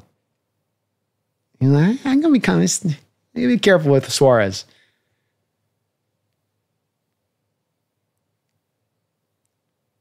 Melton, the wind, fouled, back. Catcher's going to see if he can get a track on this. He can. Good job of. Suarez just got a little bit underneath that one. Got himself another fastball. Here's the fun part. So you've thrown him three fastballs here through your almost 11, 12 pitches you've thrown through the first two at-bats. He swung at all three of them. What do you come back here from a Melton angle as far as a pitch? Do you go back to splitter, slider? Do you try to hit him with the fastball? Nope, hits him with the sinker. And it looks like a fastball, of course, because the speed's at about the same place as a fastball to Suarez, but it's got a little bit of the dip at the end of it, swings a little bit over the top of it, strike three. Third man out, but Julio Rodriguez able to punch it to center field there. And let's see if Kirby can make this thing stand. Jay Bruh, thank you for the $2 donation. Says, Husky Miracle will be our good luck charm. How about the Huskies? Coming back from so much down, and man, they came back quick in that game. But what an impressive win for them. And it'd be cool that they're able to now maybe make some noise of this. I know people want to give them a hard time a little bit, but like you lost to the number one ranked team, even though you were at home, that's still the number one ranked team. That's still a monster in Ohio State. I don't think there's anything to take away from that that's like horrible. But Damon Williams starting to make his mark maybe with the program here. And that receiver they've got, I mean, he's fun to watch. He's not only the ball skills, but he'll run guys over out in space. Brian's is really glad I didn't give up on the Huskies today. Hell yeah. They reward you for it. But Proper, sorry to get back to your question. Thank you for the fiver. I come back to, again, you shouldn't have ever put two different NFL teams at once in an LA market, knowing how hard it is to get the plant to grow in that desert soil, and why you're going to try to grow then two plants. Let the one maximize the whole coverage region and get through on that. Not to mention San Diego's got plenty of love for the team. It's just about an owner trying to get San Diego to foot the whole bill for the stadium as opposed to footing some of the bill for a new stadium. As well as the placement of the stadium. There was a bunch of stuff into it with the San Diego thing that's just complicated and doesn't really matter. So my thinking is a little bit of, I think, where you're at a little bit with this Proper, where I come back to going, just part of me just wonders when it comes back to it, if just LA is not a market that's necessarily just a football enticed market by and large. And that, you're right. They've gotten every bit of a team coming back from St. Louis to LA that should set all of the roots for the team to be, for the local fan base to be invigorated and to be, captured there. But it doesn't seem to be really fully as much that. I know I don't necessarily, I didn't feel the vibe when I went through the city of LA, like I would in Seattle, seeing Seahawks stuff every which way but loose. I didn't feel that in LA. And the transplant aspect of things and all of that, and they're going to, try to make it a thing. And it just seems to be a problem that's inherently a part of the city. It was there for the Los Angeles Rams. It was there for the Los Angeles Raiders. I don't know that it's going away anytime soon. And, because if they're, maybe you give them 20 years and 30 years of it being just set and holding. I mean, I will say, to give LA market a little bit of credit on this, you did take him in the first place. You know, if you're an 80s, 70s, early 80s Rams fan, and then they leave, and it's like, you know, that could break your heart, like it would with us on the Sonics. But all that being said, if the Sonics came back, like, you know, you'd be on board with them. 1-0 count here. Swing off the end of the bat. Driven. Oof. Okay. That looked a little scary off the bat, out to right field by Baez, but it was on a line and caught. So we're okay. One man down. Let's get another quick inning for Kirby. He sits at 68 pitches here with one out in the top of the fifth inning. Detroit Tigers have a lefty up working on the hill, Herter.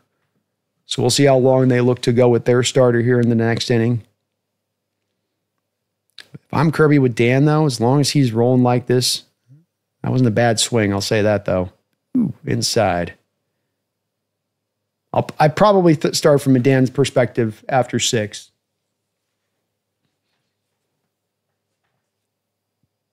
Especially with the same with the lefties in this lineup with the Tigers. 1-0. All right, ball 2. Come on, George. Come on, George. But I think you're onto something proper. What other markets could you come back in and they win a championship and you don't feel like there's an electricity to the thing? There we go. Kirby getting the benefit of that healthy umpire zone there on that one. It's worked both width to height today when it comes to the edges on his zone. It's been both width to height.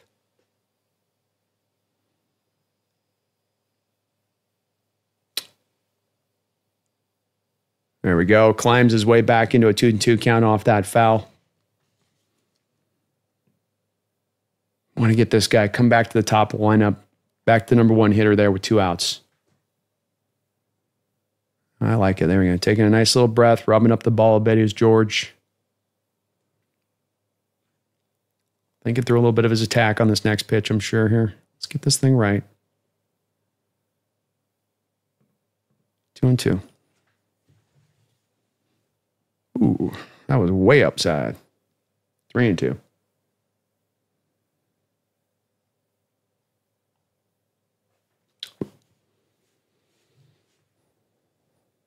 Torres on deck. Kirby. Winding up. Foul back.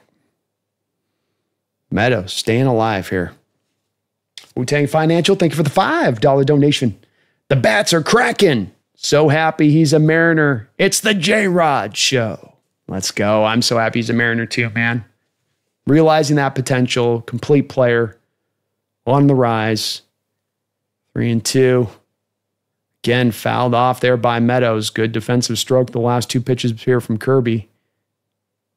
He's keeping himself alive here. J-Rod Show's alive, man. Like I was saying to Randall talking at the top of this, you know, you talk about Mariners that can elevate themselves in this postseason to that legendary status. 3-2. This ball hit hard out into right field.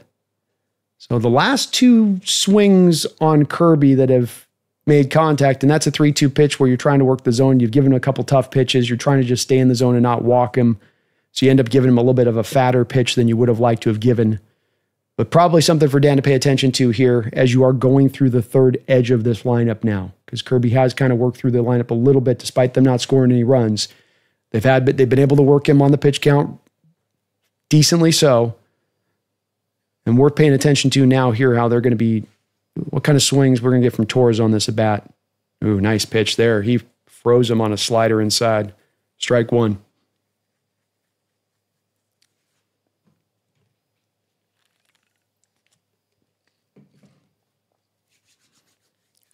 Oh, 1. Runner on first base. Seattle up 1-0. Swing and a miss. He went over the top of that one. Kirby with some really nice movement on that high fastball. Get a swing like that. What do you come back with here now? What bit of nastiness might you have here now? Come on. All right. Fastball. Trying to tempt him at the top of the zone. 1-2. Torres 1 for 2 in this game. Kirby set.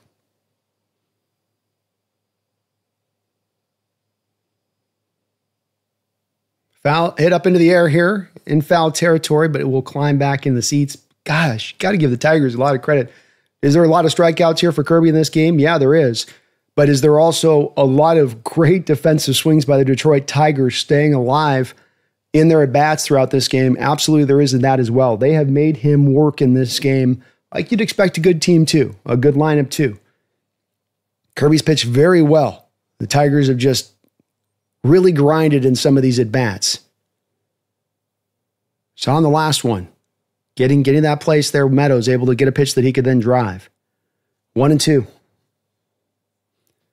Again, staying alive off the slider. Just staying on that pitch the whole way as Torres getting just enough of it to just stay a little bit alive longer.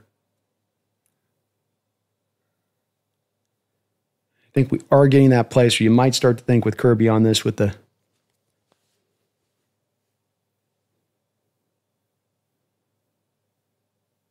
again, not a high bound. Oh boy. These Tiger hitters are just like flying away, man.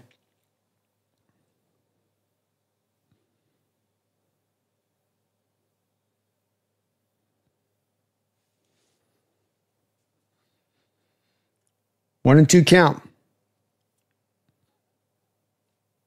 Hit off the end of the bat.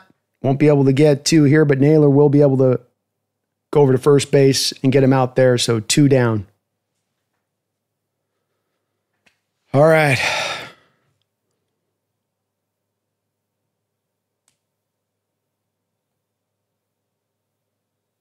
Pitching coach is going to come out here. It's about what you'd expect. What's our plan here? We got the 3-hole hitter. It's a little bit where there's a slight temptation as a manager to maybe even go to the bullpen quick in a playoff game like this. But at 83 pitches with the game that Kirby's pitched, I think you feel obliged to say, let's trust him in on this. Maybe a little bit of a discussion here of, hey, do we want to just maybe walk Carpenter and give him first? Get over to Green? Maybe a little bit of that possibility as well as far as in the discussion here. Maybe see if you can tempt him on the first pitch or two. And if you can get him to bite a little bit, and if you can, then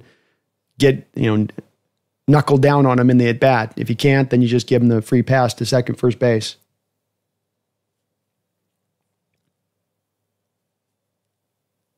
They are going to pitch to him.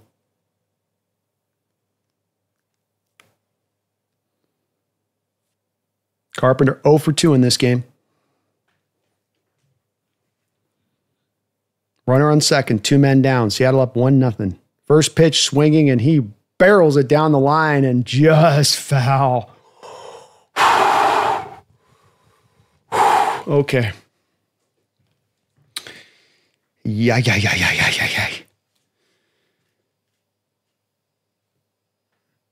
Not what you wanted to see there. You put that, as you can see on the stat tracker, right in the middle of the plate there for them. So not the spot you wanted to land. That's not called nibbling the edges. That is not a nibble. Kirby got away with one on that. 0-1. Kirby is set. Runner takes his lead at second base. Oh, strike. That high strike. Rearing back its beautiful head once again here for George Kirby in this game. A little high, a little inside part of the zone. Is it a ball? Is it a strike? I don't care. It's a strike in my book. Carpenter didn't like it, but I don't care. 0-2. Nibble. Nibble now. Now we nibble. Oh, they're going inside. You ballsy bastards. You ballsy bastards. Ooh, beautiful pitch. He got a 97-mile-an-hour fastball right there on the line. Can go either way on that one. Has the umpire been calling that a strike tonight? Maybe, maybe not. It's been a bigger zone tonight. Love the pitch though. 1-2.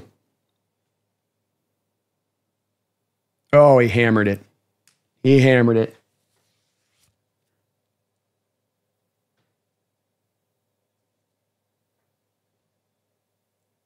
Damn. Home run. Look, Kirby hit the spot where he set up. They've been living in the high side of the area of things throughout this night. And Raleigh set up high and inside. So Kirby put the pitch where they wanted to go. I'd wonder if maybe that's the right plan of attack there, going at, especially because he had already gotten one where he'd kind of crushed one on the inside of the middle of the plate already there. But they decide to try to attack him up and high, and he punishes him for it. So I don't even know if it's not a bad. That's right. Pitch is right on the line. He just puts it out. Damn. 2 outs now.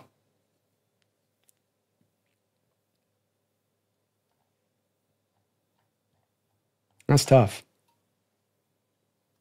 Charlie, TheSeahawksNest, more on ins and needles for the game than the Seahawks games? Oh, yeah, it's playoffs, baby. Hit up in the air here. Pins and needles. Ooh. Ball will drop in. Julio just could not reel it in there. And we may need to be able to, at this point, I mean, whether this is the last batter for him if you're going to try to make it, but you might be in a place with, I don't know, again, George, it's hard on this one because, again, he didn't miss his pitch. Did not miss the pitch. The guy just clubbed the ball at the top of the zone right where you wanted to try to hit the spot.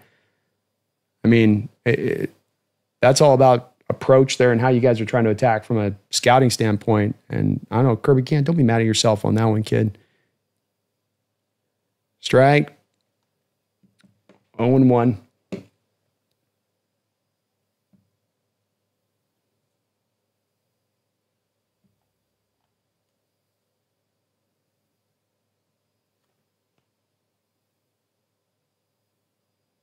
Check swing. No. 1-1. Rodney, maybe I need to come on here again and say we're in trouble more often, Brando. Siam, man, thanks for doing this podcast. My only option in Thailand for now. My pleasure, Siam. I love doing it, man. And I love the fact that kind of you guys are digging it. So more of it to come for sure. Ooh, there we go. Another check swing back to back there. They're going to call him on that one. Umpires, I let you get away through the first one, buddy. I'm not getting you another second pass on this. I am on pins and deals. Ryan Myers, head for the bullpen, Brandon. They may need you. Hey, I can bring the lefty off the arm. You put me on lefty, I got him. They used to call me the junk man back in my baseball days. I had a 2-seamer, a 4-seamer. I had a curveball. I had a splitter. Knuckle curve. Changeup.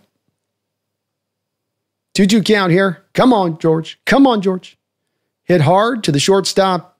He'll gather it in. Crawford will underhand it there, and the Seattle Mariners find themselves down after this inning 2-1. But George Kirby, I think that's as good as you can ask a guy to pitch against a team like this Tigers. Get you only down to two runs here through 5 innings. 8 strikeouts. He's done well for you here. See if the offense can pick him up. Mark Sanchez, thank you for the $2 donation. Hey, B, I got you on my beats, and I'm watching UFC. Let's go, Mark. Thank you for that, man. Appreciate you, brother, as always. You're awesome, as always. Michael Bicknell, thank you for joining up with the TheSeahawksNest Pro Bowl. Folks, you can join now as a member of the channel. What do you get? You get Monday morning PFF scores from the Seattle Seahawks game. We do a Thursday night football. Just for members of the channel, patrons of the channel as well, if you want to be a patron, either way. And then we've also got, of course, a call-in show, which we'll be doing in probably about another, we'll be doing not this week, probably next week. We'll do another call-in show. We had a lot of turnout last time, so we'll try to get another one cooked up for you guys on that. But thank you, Michael. Yeah, how about the weird Mark Sanchez thing going, oof. Moo, thank you for 4 months as a TheSeahawksNest Ring of Honor member. Hey, Brandon, hope everything's going well. You definitely seem to be having quite the time at the roundtable event. Hey, when you're in Rome, when one is in Rome, one enjoys themselves. And I'll say, it's, we do a lot of the stuff, us content creators, and, we're kind of in the burning the midnight oil, and you do a lot of staying in to work and grind out stuff. So, in those rare moments where you do get out and you can kind of like just be out and about and loose and free a little bit. And I wasn't really impelled by having to cover the game as much as where Jake and Jesse had to be on it, that it's kind of have fun, and then just kind of soak up the environment because it's kind of so rare. But I definitely enjoyed myself.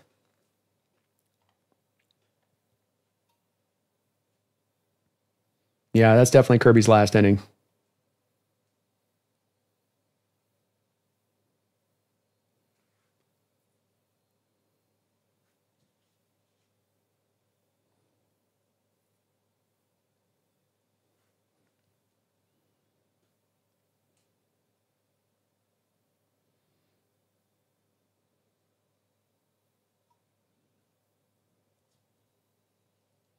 Sean Edwards, despite the tying home run, Kirby's played great. I agree.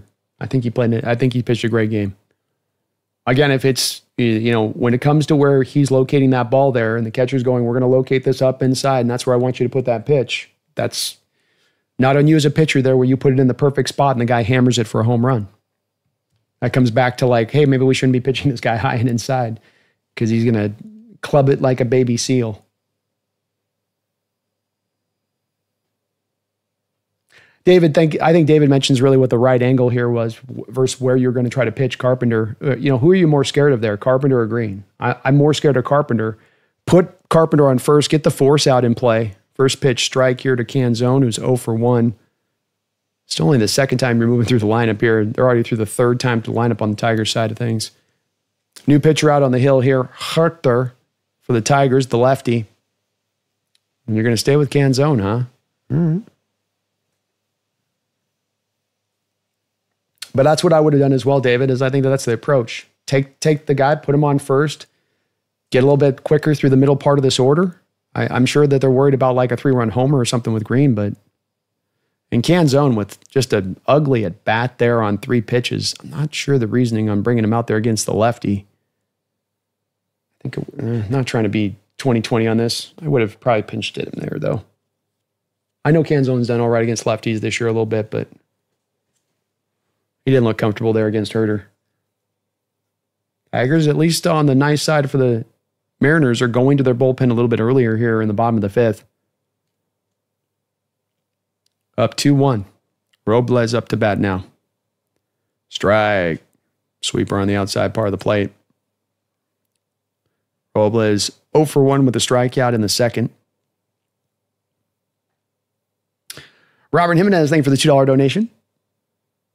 Robles fouls this up into the air, and this might be playable. Yes, it is. Quickly, 2 men out for the Seattle Mariners. Come on, Mariner lineup. Robert says, Mr. Kane with the gun show.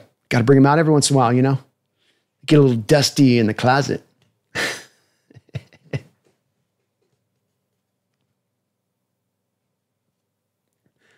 Seahawks blue and green. Carpenter is the guy to worry about. Should have never given him anything good to hit. Yeah, the grooving of the first pitch down the middle was not a good sign of that bat.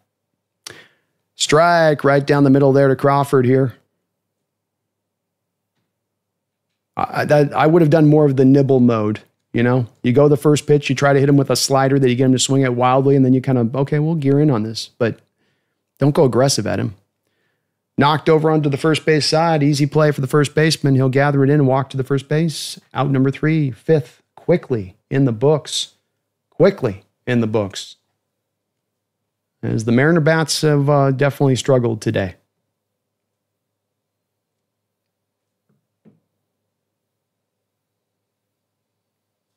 BLM Ben, are you bringing the green screen to the Seahawks content? I could, if you guys want. We could flip it up every once in a while. We can go green screen every once in a while just to keep things interesting. Charlie says, optimistic about the Hawks game tomorrow since we are mid-5th. Yeah, I feel pretty good about this game coming in. It's good news hearing that. I think it's big news as well. We've got injuries on our side too, so not to be undersold. DeMarcus Lawrence out, Witherspoon out, Julian Love out. We've got a couple guys ourselves that we're ailing a little bit on, but the Bucs are in such a bad situation. They're right there with the Niners as far as how their team is kind of set up here coming into this game. And then losing Bucky Irving coming in and him not playing, I think that's a big loss for them. He's been such a good player for them at the running back position, and especially his ability to just kind of extend runs, just get you a little bit more almost every time with his running style. I don't think Rachaad White's the same kind of player behind him, though he's effective in his own way. So I think that's enough that gives me a good enough feeling, but I think it's going to be a tough game. I think it's going to be a battle throughout. Baker's not going to go away like he showed last week against the Eagles.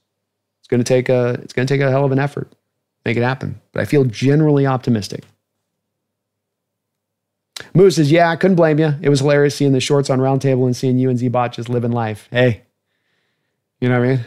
Z-Bot, same way as me. You know, you got to cover these events sometimes and it's all locked in. And it's all very serious. It's like, oh, I'm watching the Rams and Niners. You know? All right, let's check it out. Give me another margarita. Fill it up again. Charlie Unicorns, sleepy bats, lay off herding them. I think you're just seeing a couple different approaches here. I think that there's a little bit of whack city going on where the Mariners are coming into this trying to maybe lean on the back of what they do, which is hit home runs. And they've got guys in this lineup that can do that. And so you go, let's try to see if we can get 2 or 3 home runs in this game, and 3 runs, and that'll get us enough. Which, look, 3 home runs would probably. But to that point, if you're going to try to go for that approach kind of lineup wide, you're doing a lot of early swinging. You're going to swing at any fastball you see in the book, like we've seen Eugenio do a little bit. You're not going to get into deep counts very often at times because you're trying to look for the one good pitch you can get. And if it's early in the bat, so be it. Take the swing. So there's a little bit of a price to be paid in doing that. And this is the price I think you're seeing from them a little bit to start this off. But maybe it'll pay off eventually for them on this, down the line. Sean Edwards, are Pumpkin and Xena baseball fans? I think Pumpkin is a little bit, Xena no. Not so much Xena.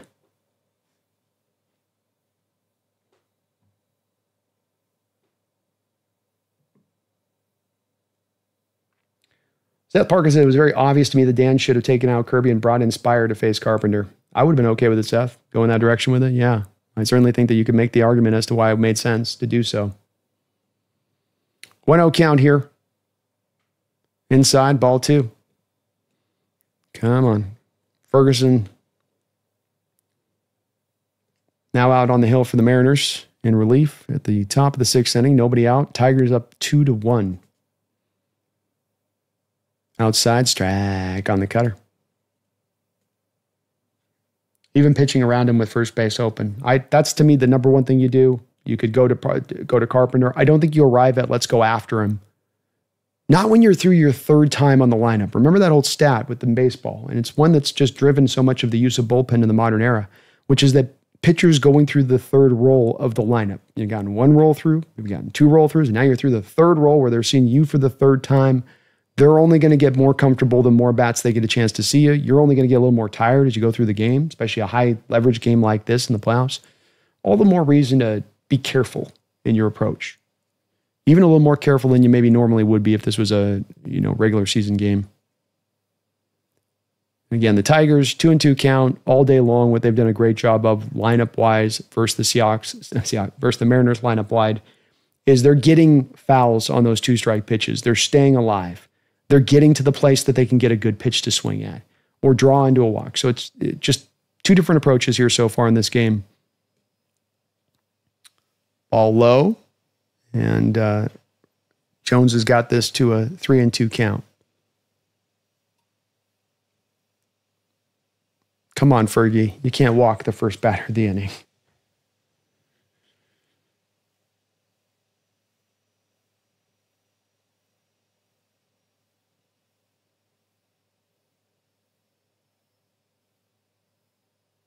And that's just what he does. Yikes.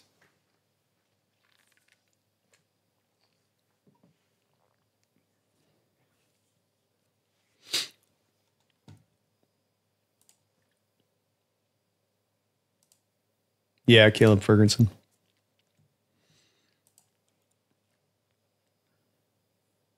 So that's exactly Kirby laboring, throwing up in the zone with diminishing velocity. You have double lefty in the heart of their order for a 3rd time through. Yeah, it's just I not sure what Dan's. I know Dan's looking at he's at 82 pitches a little bit there, but it's a tight game, man. This is playoffs. You do coach it a little differently in the playoffs because in the regular season you got to think about tomorrow. You got to think about keep your bullpen fresh. Like playoffs, you sort of throw that stuff out the door. I know it's the first game of the series. You don't want to blow through your bullpen too fast, but look at the Tigers on the other side. They were not hesitant in the least to go to their bullpen real quick. And that's with their starter Melton down at a fairly low pitch count. I mean, he only had 57 pitches at that point. 2-0 count here. Ferguson is playing around a little bit. This ball gets fouled off, 2-1.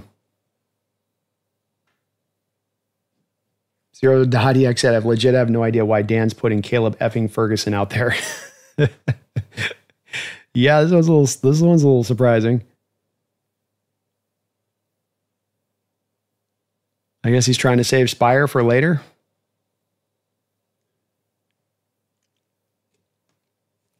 You got me on that one. Might as well send Vargas out next. A lot of game left, Seahawks blue and green. Not over yet, man. A lot of game left. 2-1 pitch. Nobody out. Runner on first. Mariners down 2-1. Top of the 6th inning. Jesus, first.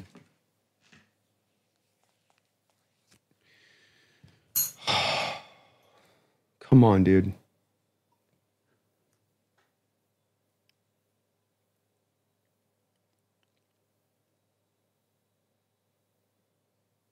There we go. Ball hit up into the air.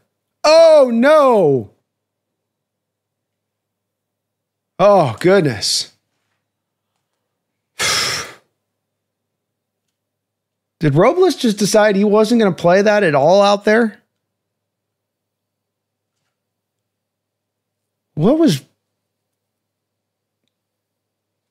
I just think he got a really bad jump on that ball. He did a great job of getting the throw, though, over to Crawford. So props to Robles. The ball just kind of finds no man's land in right field. And Polanco's running his ass off to get out there. Robles looks like he's just kind of either just saw it or strike one there on the outside corner. I'm not sure what he's doing out there in right field. He seemed to be a little slow to get to the ball. He does get to it on a bounce and then throws it on a bounce into the shortstop, Crawford, on second. So they're able to get the force out because the runner still stays on first, thinking it's going to be a fly out. Ball hit on the ground here. 2 strikes now. This is more like it, Fergie. Zach McKinstry up at the plate here. 0 for 2 with 2 Ks on the game. Very lucky plays, right? It's close.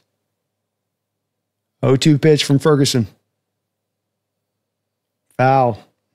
Tiger hitters tonight. I know they've got a lot of Ks. Kirby did a great job in that part, but they are staying alive, man. All these guys are like Travolta. Chest hair out. Bell bottoms rolling.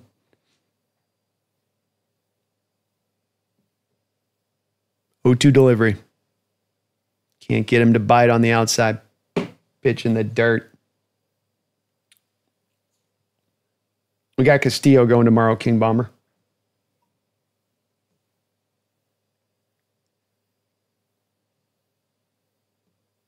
One and 2. Ball hit up into the air. Right at Julio. He's got it tracked. He'll make the catch. Out number 2. Michael Bicknell, thank you for the $5 donation. I hope the Hawks go up-tempo tomorrow. Keep the young backups in base D and tire out that strong defensive line. Then hammer the run. I love it, man. I absolutely love it. Dan's coming out to the hill here. He's going to make a change with 2 outs. But I think that's approach that's definitely one that you can, I think, bring into effect that can have that kind of impact. And up-tempo isn't necessarily hurry-up, of course. Up-tempo is just playing with a little bit of an upper bit of rhythm. And especially when you can catch defenses that we've seen, Michael, into the right formational group that you'd want. Remember the play call of the week that we had on Seahawks Weekly Roundup, I showed that trips look with Kenneth Walker behind the trips. So you had 4 wide receivers to one side of the field. You're doing that off of up-tempo. You're doing that before the Cardinals can now change out their formation. And in doing that, then you're catching them a little bit with their pants down, where they're now trying to react to some things, and now you can have Darnold kind of guiding and directing things through and get to the right play and then go and have an answer to it. And that's why I love that play call so much, is that you had that kind of dialed up for when you could catch him in that moment like that. And up-tempo is a part of the West Coast offense. Again, understanding that it's a real differentiation from pure hurry-up or sugar huddles. It's playing with a little bit more speed as an offense and how you get up to the line of scrimmage play after play after play. And it can have a real kind of tiring effect on defenses, not even over the course of a game, Michael, but even over the course of a drive, as now they're just taking on extra snaps a little bit quicker than they're used to taking on. at that point. So, and then to your point back on, going up tempo, I think leaning on up tempo and throwing on early downs. Seattle Seahawks, I think, are one of the league leaders in running on first and second down in the National Football League. That's what we call a tendency. You're through 4 weeks of the season. That's what we call a tendency enough for that to show up on the scouting reports of the opposition and for them to lean into that and try to take that away from you all that much more. So all the more for you to kind of zig when they're zagging. They're going to load up for that run on the early downs against you. If they're going to bring that heat up at the box at that point, then you start to throw on early downs. And all these things we go back to again are all things that are at the origins of a West Coast offense. Throwing to set up the run rather than running to set up the throw. Throwing early downs on first and second down inherently within that, not just by your attempts, but when you're doing them, is also a part of that puzzle to make that happen. So I love where you're coming from on it, Michael. I'd love to see the same, especially the throwing on first and second down, where I think we are starting to draw in a place where we're wanting so heartily to be so committed to running the football that it's moving the needle just a little bit, I think, too hard into the predictability section of things, which is never a place, if you know me with football, that I ever want to see us at. You always want to not allow defenses or offenses enough foresight and knowledge of what you're going to do, and that you're so very predictable that they can know it to an nth degree, which it's kind of getting in that place a little bit with our tendencies there. So we got Bazardo comes out here onto the hill for the Mariners, their third pitcher of the night. Javier Baez up at the plate, the 8-hole hitter here for the Detroit Tigers. 2 men out, runner on first. Detroit Tigers up 2-1 in this game. Top of the 6. Ball 1, slider gets a little bit too outside there. Thank you for the $5 donation, Michael. Simogen, thinking lower pitchers up front and let the better comes in late. Ball hit up, skied in the air here. And underneath it, he's got it. So out number 3 here.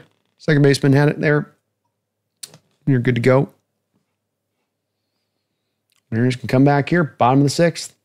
I think lower pitchers up front and let the better comes in later. Maybe going for a longer series. Maybe. I mean, it's interesting with Gilbert on this too, when you look at his history with this Tiger team and how well he's done against them, Simogen.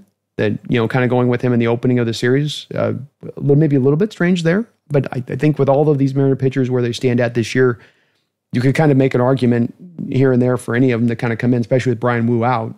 Brian's out. If Brian's able to start, he's probably your guy here. First game, but I don't know if there's a really strong answer on the one that you should have gone with in this series to start out. I can understand them doing Kirby, and look, he pitched a really, really good game. You get the 2 runs through 5 innings as a pitcher in the playoffs. I think you've done your job to that point. And the offense has got to pick up a bit of the extra that slack there to make it happen. But maybe it is part of the puzzle there, Simogen, where they're looking at a little bit for the longer series aspect of it. Hard to say. I'm not sure on that. Thank you for the $5, though. Feed More Seahawks, thank you for the $2 donation. Says, did Z-Bot fit the Big Booty Bot nickname? You're asking me if I checked out Z-Bot's booty? I did not do any checking out of Z-Bot's booty, so I can't report. I did. That's just one of those things. I just didn't get around to that one. Terry Z says, yep, time for that other drink. Hang in there, guys. We still got time. Seahawks blue and green, Robles speed, the reason they threw him out. Definitely that held the runner up just enough. Good point. Great play by Robles to get out there with the effort to make it look like him catching the ball was very much in play to the last minute there. Sean says, man, I feel bad for Kirby. He pitched so well. Let's go, M's batters, for the comeback win. I do too, Sean, especially because he pitched so well. And then the one home run he gives up is not just a lost pitch or like a hanging slider, but he hit his exact spot that the catcher set up for him to hit. And you go, I mean, that just, your heart goes out to the kid on that one. Like, really? Oh, I'm super stoked for the Hawks tomorrow too, man. Super stoked. I'll be right back. One sec.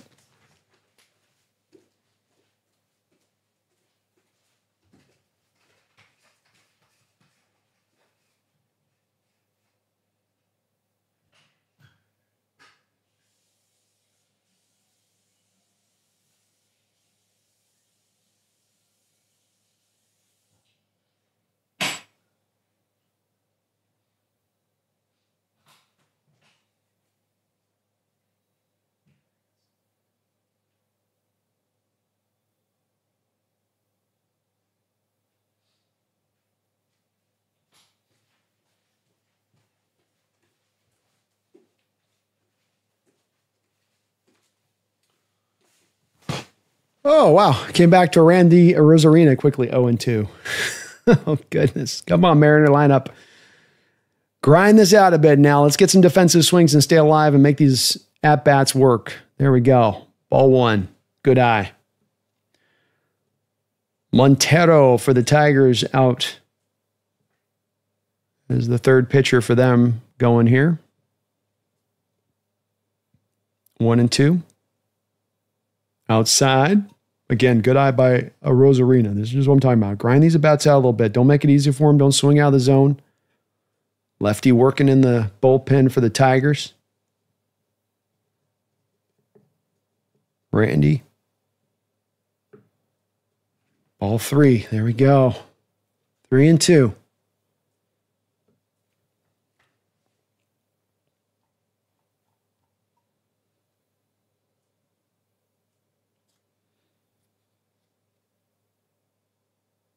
Outside, that away, Randy. That's what I'm talking about.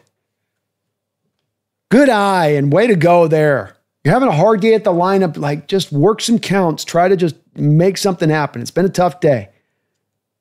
Keep grinding in there. Don't give up your at-bat. Cal Raleigh steps up to the plate. Nobody out. Bottom of the sixth inning. Crowd on their feet. Come on, Cal. First pitch, outside. Ball one with a splitter. Cal 1 for 2 with a single in the first. 60 home runs this season for your Seattle Mariners. All-time season for a catcher. Outside. Ball two, splitter a little bit outside. Pitcher wanted that pitch. Cal with a good eye here. He's been part of the aggression crew here. And some of these at-bats quickly swinging. You got your count now. Let's look for your pitch. Look for your pitch in a spot here, Cal. He gets it and he hammers it. Does it get down? Yes, it does get down.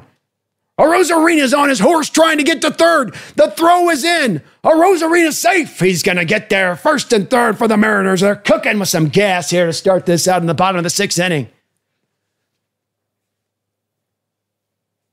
Cal got his pitch. Look for his spot and put a nice level swing on that one, driving it right out into right field.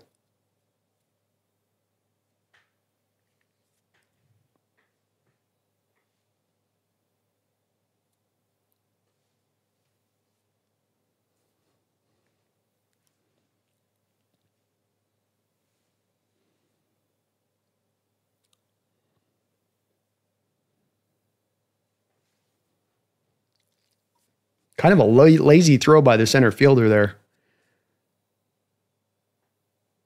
Quickly down to right. That's a base hit. That's going to get down. That will score the runner from third. 2-2. Seattle Mariners. Julio Rodriguez coming through again. Already with a home run to center field. First pitch swinging, sends it to the other way with an inside-outside swing. Good piece of hitting. Stays on the ball. Just gets the bat on the ball. Nice level swing there. Get the base hit out into right field. Nobody out. 2-2 Mariners, and now you got an interesting decision here on how you approach this one. Now you got your fifth hole hitter up and Naylor. I think you're going to just trust him in general terms here. But this would be old school wise if this is 20 years ago, 30 years ago baseball, playoff game into the depths of the bottom of the sixth inning. You're talking about potentially butting these two guys over. Get into second and third, one out. But will that be a bit of the approach as we've seen in the modern age? Instead, that approach is you let them just swing away, especially when you're into the middle of your lineup. So it'd be an interesting way to see how the Mariners go on this one. I don't know how is Naylor as a bunter, chat? Can he bunt? Has he got that in his bag? Let's go Julio and Cal, huh? 2 hits on the game here, coming through when you need them to, your best hitters. That's what I'm talking about.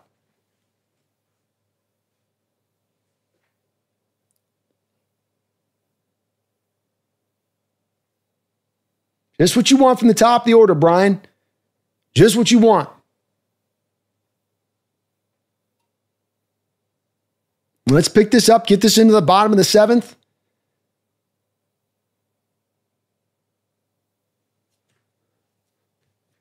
Still got the real breadth of our bullpen to lean on.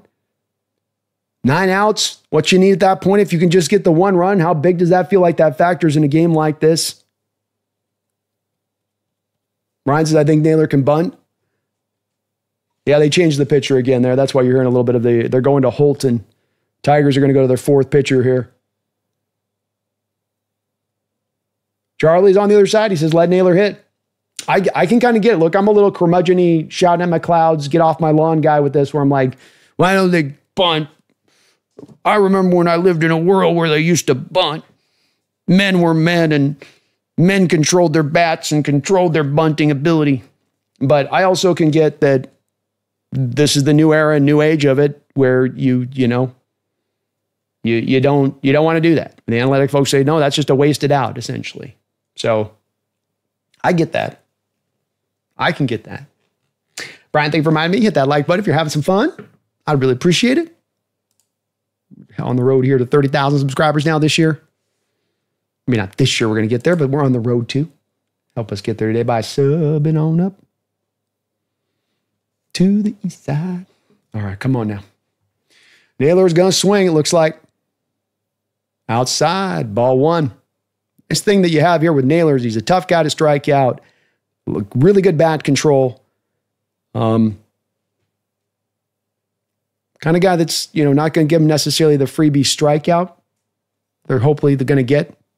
They do go to Tyler Horton here. The lefty on Naylor. Going lefty action here. Strike at the knees. 92-mile-an-hour sinker there. 1-1. Naylor with a 4-pitch walk and is also 0 for 1.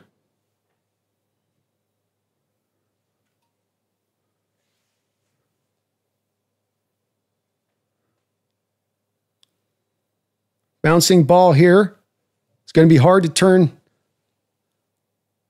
Wow, what a double play. Did they get one? Did they get them both? Saying 1 out, 2 outs. Yeah. Jeez.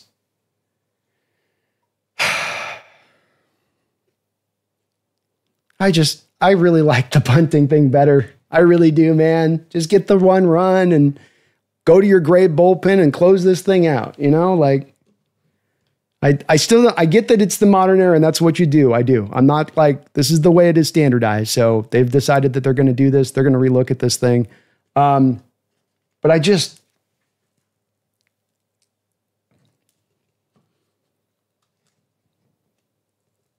Dan's going to go ahead and challenge this play.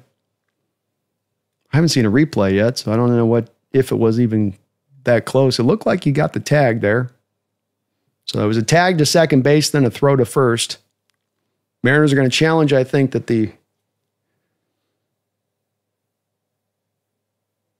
Why are they doing this? Oh, give me a break. They're going to show 17 screens and not one of them can I see what's really going on? Thank you, Major League Baseball. That looks good. Maybe Dan's just challenging this to challenge it.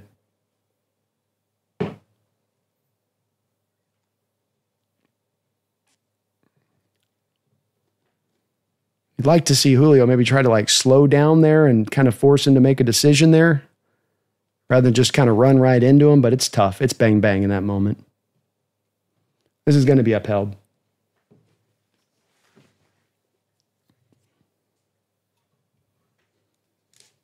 Yeah, I like challenges in baseball, Charlie. I'm also a guy, though, that will be fully on board when they want to make the transition to automated umps, That one definitely hurts. Bit of a lost opportunity here, and hopefully you can make it stick here with your 6-hole hitter now. But, I'm curmudgeon. I know. It feels like in a game like this, if you can get to 3 runs, you can get the dub.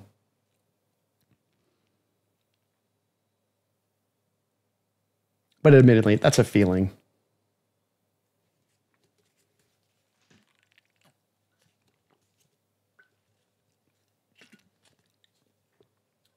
But I don't want to see them, Charlie, I don't want to see him get calls wrong.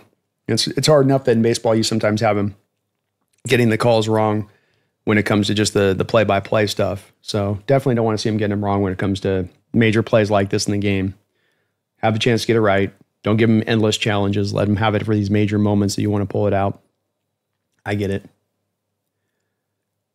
Yeah, I'm not sure what Julio's. I think Julio's caught in between there, where he's at first trying to hustle his butt off to get to second. Then he sort of realizes midstream, oh my God, he's stepping up to get the ball, and then it is a bang bang kind of thing. But he could definitely have stood to maybe try to pull up off the gas there as he was coming down. Let's see if our guy can pick him up. Victor Robles steps in now.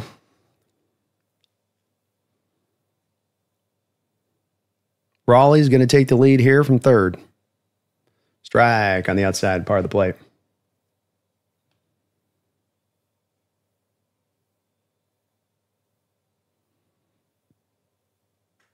Jorge hitting 305 versus lefties versus 245 versus righties. Check swing. Ball. Double play was very close.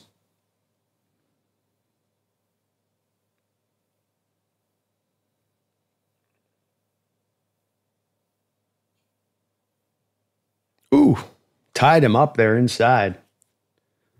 Just kind of froze him, and 1-2 count.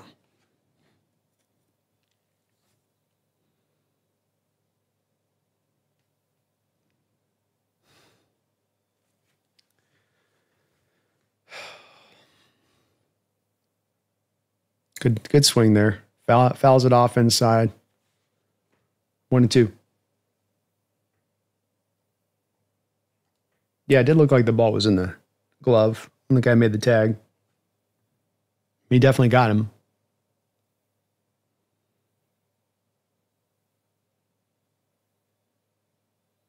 Outside, good job there by Polanco.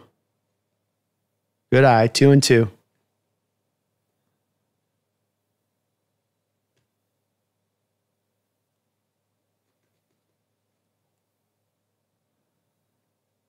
Gets it off the end of the bat, but right at the right fielder there on a line, and that will be out number 3. So Seattle able to carve back 1 run here in the bottom of the 6th inning, making it 2-2. Boy, that was lost. Feels like a lost opportunity right there. Lost hop.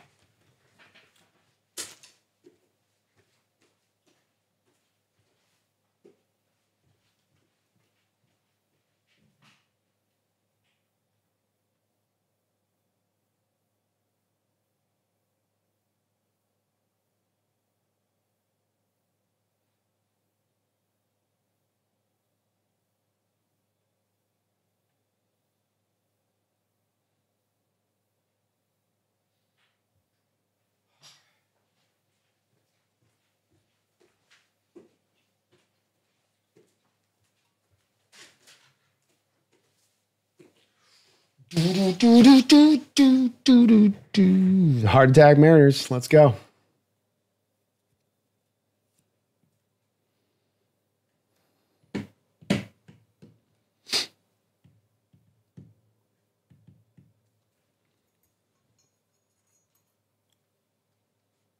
Charlie says AI only balls and strikes. Make all the other calls. Yeah, I'm with it.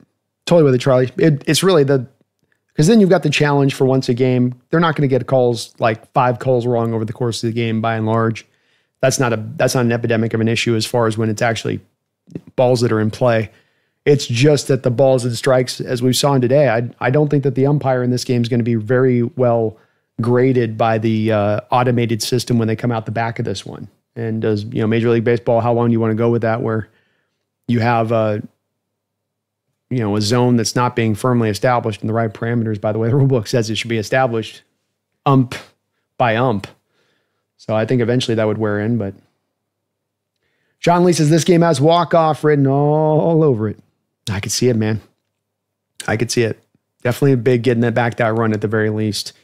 And that you go, okay, you're able to, get back into this thing here on that side. God, I got like a cat here, I swear, in my nose. 1 second.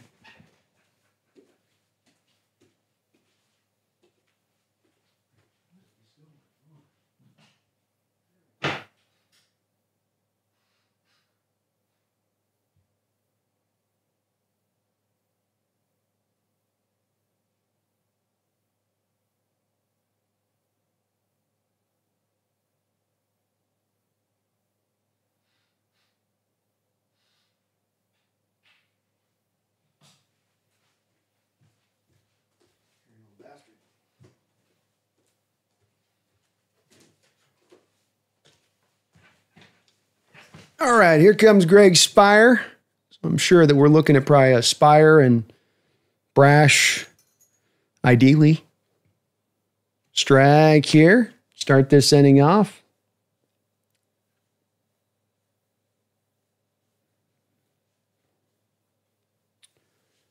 Meadows up to the plate here for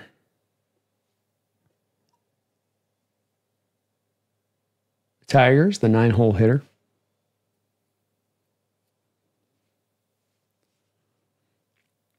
Parker Meadows 1 for 2 with a single in the 5th. Run scored.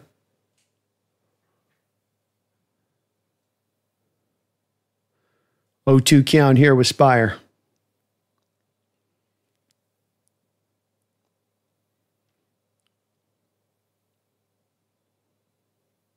Swing and a miss on a slider on the outside part of the plate.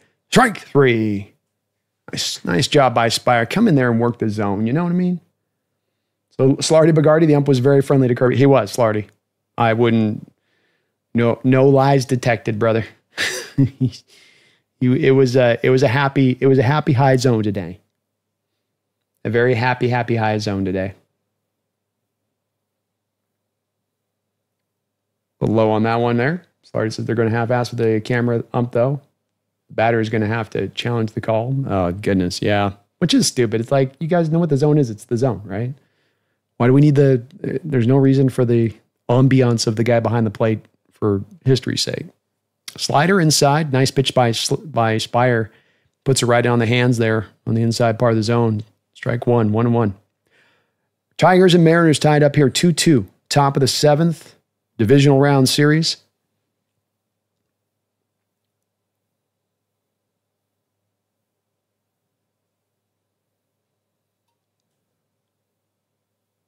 One and 2 count here. Torres 1 for 3 in this game. Mariner fans getting to their feet, doing their thing like they do in Seattle. Stop looking at your phone. Ball fought off. We've already seen Torres do that in this game. Just great job by this Tiger lineup throughout this game of just staying alive. Never dying easy in this game are the Tiger hitters. 1-2 count.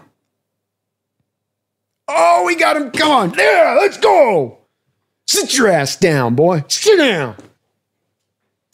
Get over there.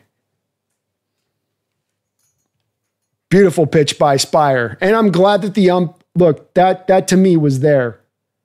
That to me, on a day where the umps had a lot of kind of borderline calls, I'd say he was kind of off on. That one was me, like, give him that call. Come on, that's there. That's right there. 2 outs. Strike. Another beautiful pitch. Sinker down low, inside at the knees. Carpenter last time up, a 2-run home run. Want to be careful here. That location there, I don't know if we want to hit back at that same spot in this at bat. I know it's a strike. It's a beautiful pitch. Let's stay away from it. Ball 1 there, 1-1. That's the happy hitter zone there for lefties on the stat tracker with the first pitch you guys are seeing.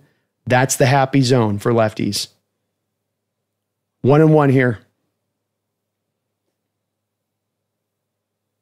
Outside. 2-1. I don't know. Being careful is okay here.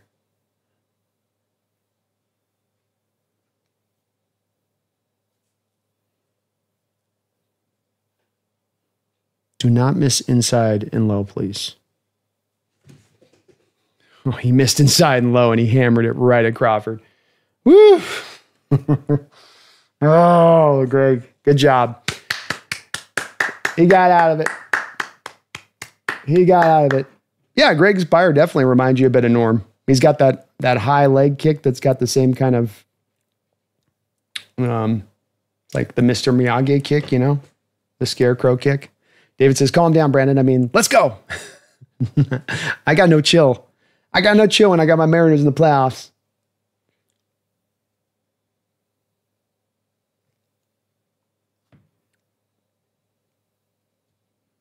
Definitely getting their money's worth tonight, that's for sure. Charlie says, shockingly, umps get a vast majority of calls right at real time. They do. They do a good job. And it's not against like there being a problem necessarily. The umps is just how can you make the game better? How can you remove what is sometimes frustrating parts of your game? And I think with baseball, sometimes on some of these games with some of these umpires, you'd say, look, if you can have a human do it or you can have the robot do it, if the robot's perfect and the human's not perfect, why not have the robot do it? It's not like the umpires are playing. They're there moderating. It's Gabe, not Greg. My bad, Zero Dot. Misspoke.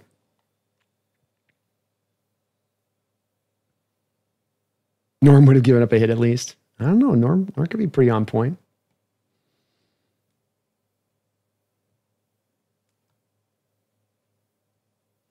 Can you see how to click the Seattle hitters on the background? Yes, I can. Yes, sir. Sorry, I forgot to do that.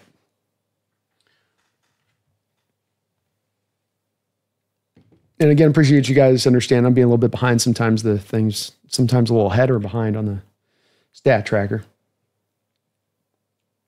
Let's get some fireworks going. But you got the bottom of the lineup up here. So Suarez, I believe we got Suarez, Canzone, and Robles.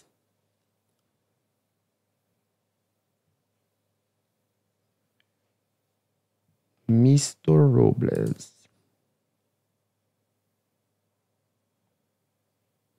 All those offers in the lineup. Time for some hits. Yeah, let's go, huh? Let's not make Cal and Julio carry this whole ship. Mixes at least Angel Hernandez retired. I was just thinking of Angel. That's true. You did get rid of the worst at least. He was bad. Bad.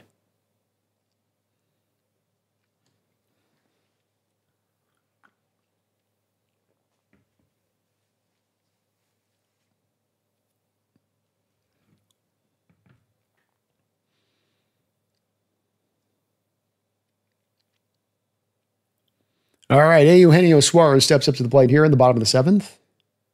Eugenio, first pitch swinging, strike. Swings right through a changeup there. Tommy Connell out here for the Tigers. They make themselves another pitching change. Another swing and a miss through a changeup. Back-to-back changeups there to Eugenio. He wouldn't have the balls to throw him three straight, would he?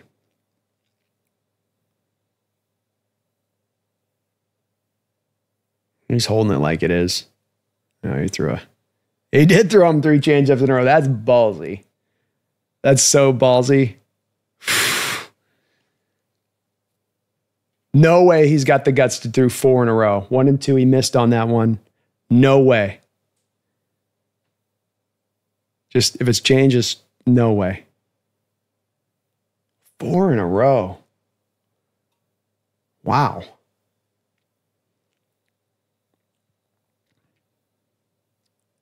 They must just feel like Eugenio squatting on the fastball, huh?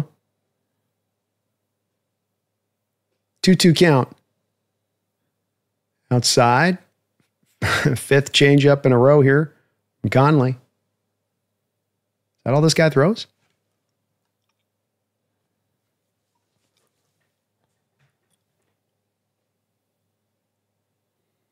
Three-two pitch.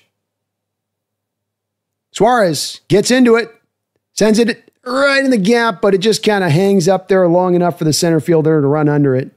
Got a good swing on it. The ball just kind of hung in that Seattle Marine layer of fall. And Meadows was able to go run it down. 1 out.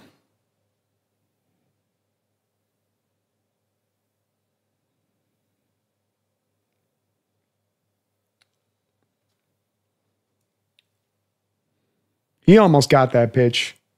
Just couldn't quite get fully into it. Canzone, who's had a tough night, decides he's going to come up in first pitch swing off that tough night. Pops it up to third. Canzone's just been a donut hole in the lineup today.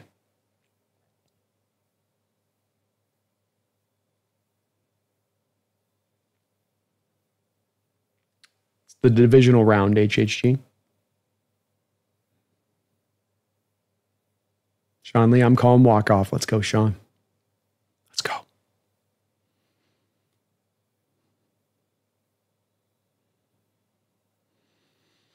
Alrighty.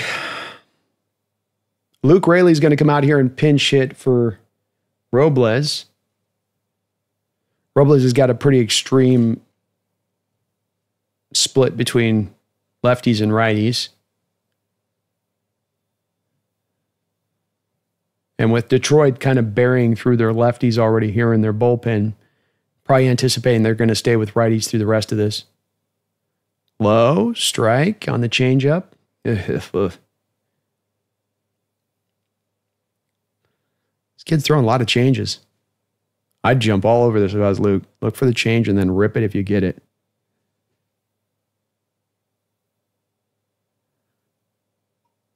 God, he got it, man. That was the one right there. He got the change up and out, and then he missed it. That was the one. 2 outs, 0-2 pitch. Strike 3. Then he comes back with a fastball and he's sitting on the change, swings through it. They give you one pitch in the playoffs with these bullpens, with these starters. You sometimes you're just going to get the one good pitch. You gotta hit it when you get it.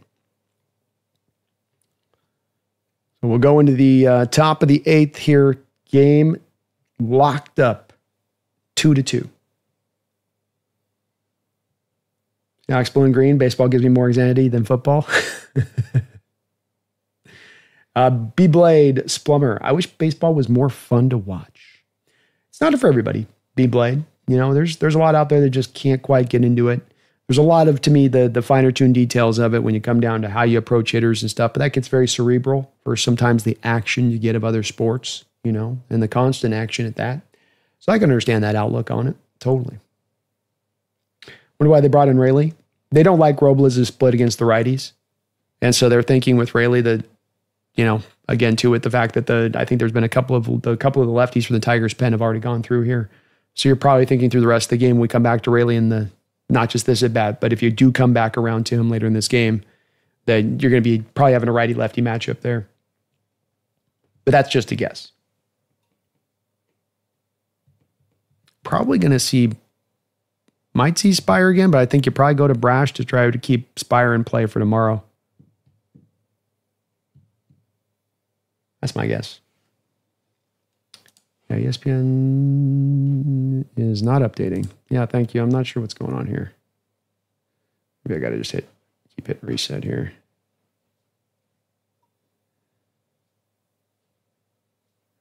I think it's because I pushed the Seattle thing that it stopped updating.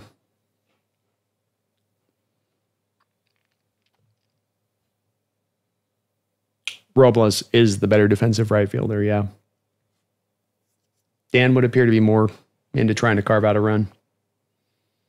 Probably hoping there that he could get what I was hoping, where you get the kid to throw a couple of too many changeups against a guy like Raley, and Raley can put it beyond the fence if he gets the right pitch with the right bit of anticipation. But yes, Robles is definitely a better fielder. Mick says, we got to win this game. We're definitely not a road team. Definitely would like to see you get out the dub opening night, man. Make you feel good about setting the stage here on this one for sure.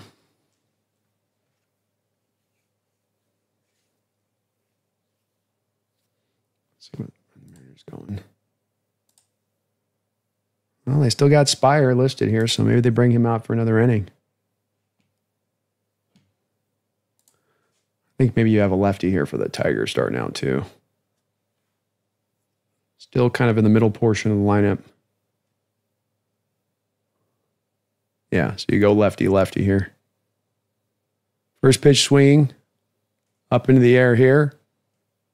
Oof, Julio and Raley almost collide. Julio says, that's mine. He takes it, out number 1.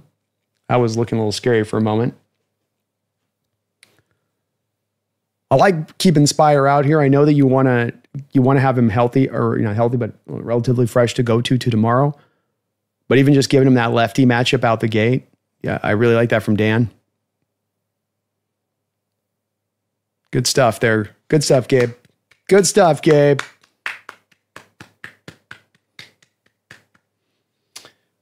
He held it down for us.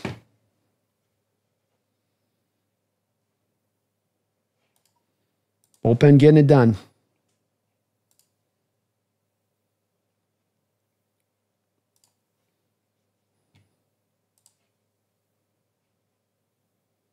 Sardis' first-year manager getting to the World Series is a big ask. I agree with you. I think we got as good a chance as anybody to get there, but it's first time in the playoff or second time in the playoffs, and we got a little bit of history in doing it. I mean, it's hard to get there. You know, it's hard just to arrive at it, and then it's hard to get over the top. You got to be hot at the right time. There's so many things that go into winning the World Series beyond just being good or having things in the right, like that hot factor is maybe the biggest thing to it.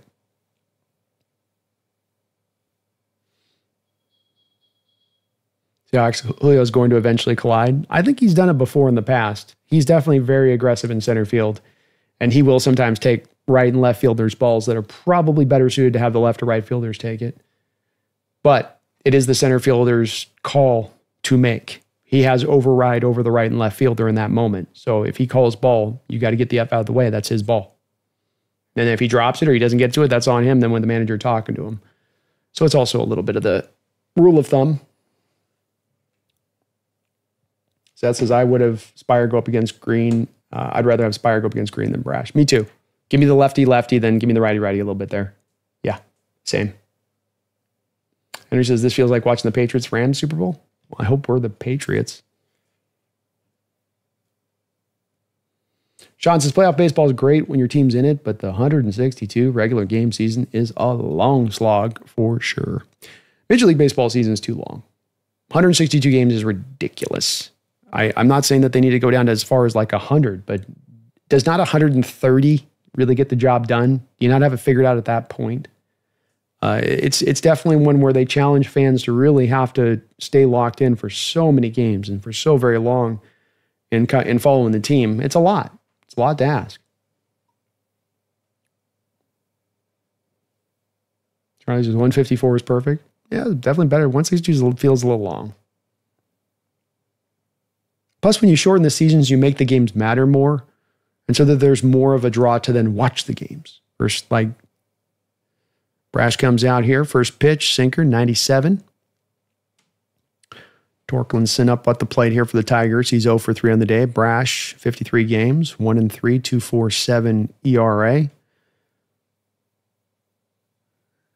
Just a knee buckling slider there that Torkeldsen somehow falls out. I don't even know how he put his bat on the ball there. That thing had a ton of spin to it.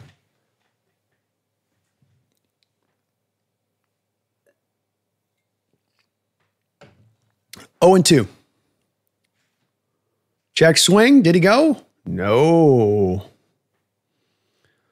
Almost got him to chase the slider there. 1-2 count, 1 out. Top of the 8th inning. Mariners and Tigers deadlocked at 2-2. Brash comes set. Low, ball 2.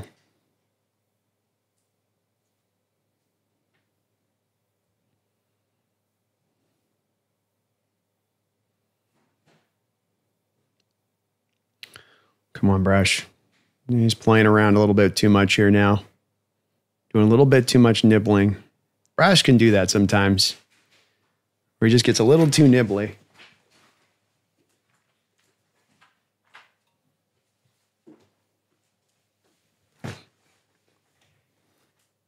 And he let him go. Golly, just go after him, man. You got dominant stuff. Don't walk the guy and give him a free pass. Played around with him too much there.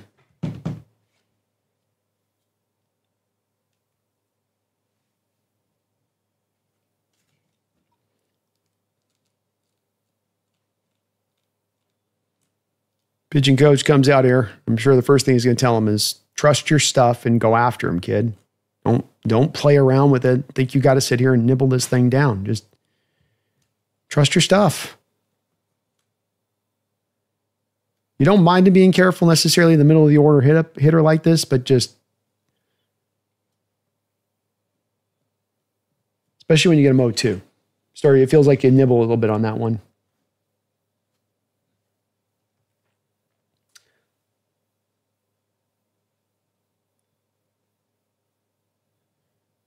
All right, Wensiel Perez up to the plate. Lefty will come out now as a pinch hitter.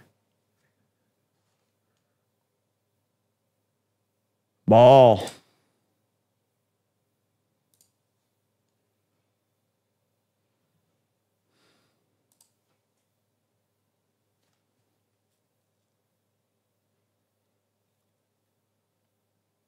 Strike. Got a good call there. That thing was...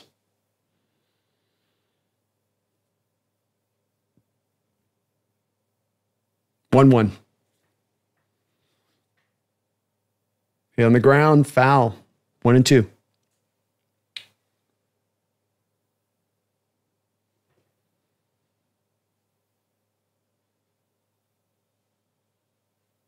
Mariner fans get up onto their feet as they have all the night. 2 strikes. Brash with the pitch. This hit foul on the changeup.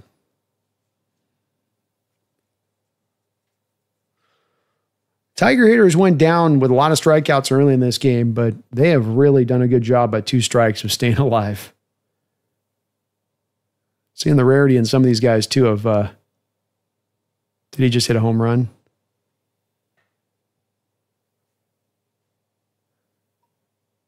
Boy, that thing looked gone when he first hit it. Ooh.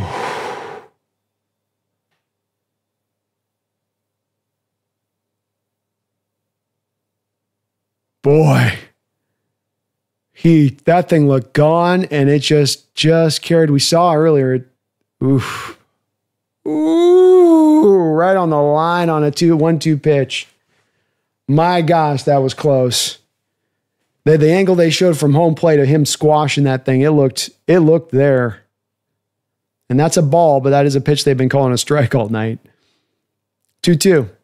Swing and a miss. Strike 3. Go sit down, Perez. 2 outs. So, guys, sorry on the refresh thing. Just the thing to understand on the refresh is if I just set this up without the thing doing the deal on the refresh, like I turn off all my stuff to try to slow it down, it's going to be 4 pitches ahead, and then people are going to complain that I got the thing up 4 pitches ahead. So there's like, if you guys can on the backtracker, I'll try to refresh it as I can, but I was kind of wrestling with it throughout the whole day today on that, Charlie, with trying to get this thing right. It's not easy to try to get the thing synced up to the actual video broadcast. So I'll bear with me. 1-0 here to Dingler. Strike. Nice job there on the slider. 1-1. I swear, I promise I tried to troubleshoot the thing throughout the day today. It was just a bear to try to, so it's probably a little out of sync on it, but if I just take off all the filters, it'll go crazy. A little bit with it. 1-1. Strike. Nice sinker there on the outside part of the plate. He ate the black up there on that one. 1-2, 2 outs. Runner on first. Tie game. Matt Brash trying to keep this Mariner offense to have a chance here into the bottom of the 8th. Setting up. Swing and a miss. He got him on the slider. Strike 3. Let's go, Mariners. The bullpen doing their job, doing it like they've done throughout this season, holding it in line. No runs given in since they've come off. And a great job by Brash. Let's go. Let's go. Go get some runs this bottom of this 8th inning. Bring out your closer. Close this thing up. Take this game. Let's go.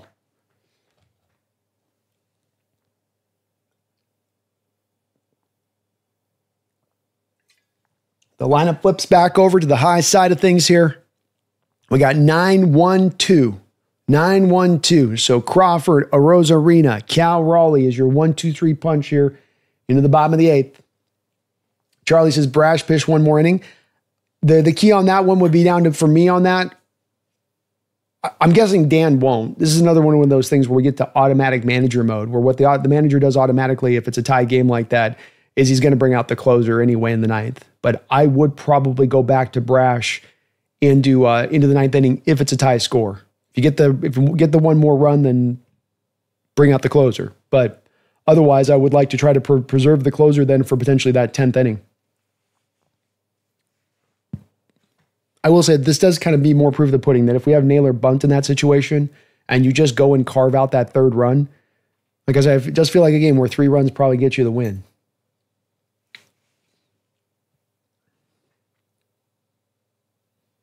Yeah, get a run. Munoz, 3 outs. Game over, please. Perfect. Exactly. Exactamundo.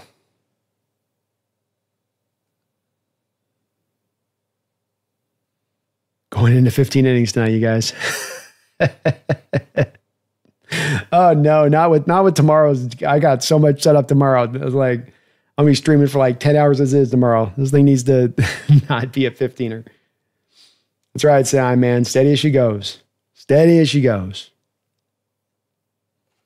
And the Tigers have gone every bit as deep into deeper in their bullpen. They've been to 5 relievers so far on there. Or they're going to their 5th one now. So they're going into it here.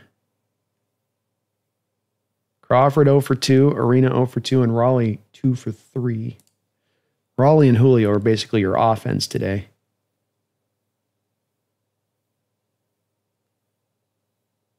I still remember that 18-inning stream you had that was depressing. Gosh, that was depressing.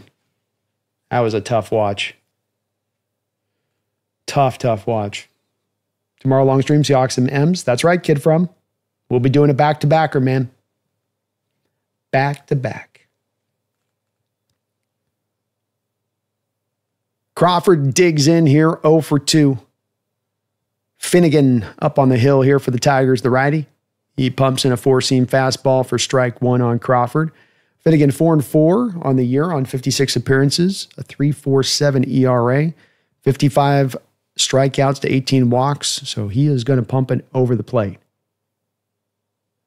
Crawford gets into this one, skies it high into center field. The ball is going to carry and then just die on the vine at the warning track. As we saw with the Julio hit earlier, he hit it to the deepest part of the park, and that is a deep part of the park. You're basically hitting it out into Montana there if you're going to try to park it at that spot of the park. Got a good swing on it, but it's tough to put it out there. You got to get a lot of wood on that ball to get it to poke out there. 1 man down. Top of the lineup back up here with Randy Arozarena. 0 for 2 in this game. Ball 1.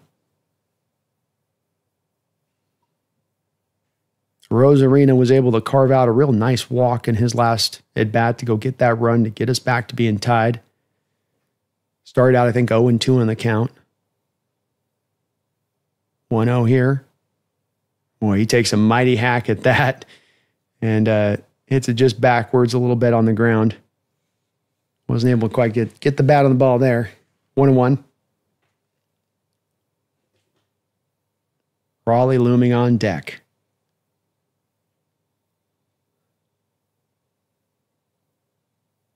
Finnegan comes set. 1-1. Fouls back the 97-mile-an-hour fastball.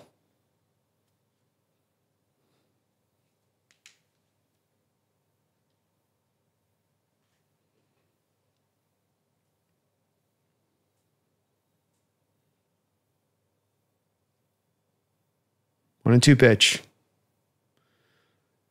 Good job just getting some bat on the ball there. Fouls it back again. 1-2.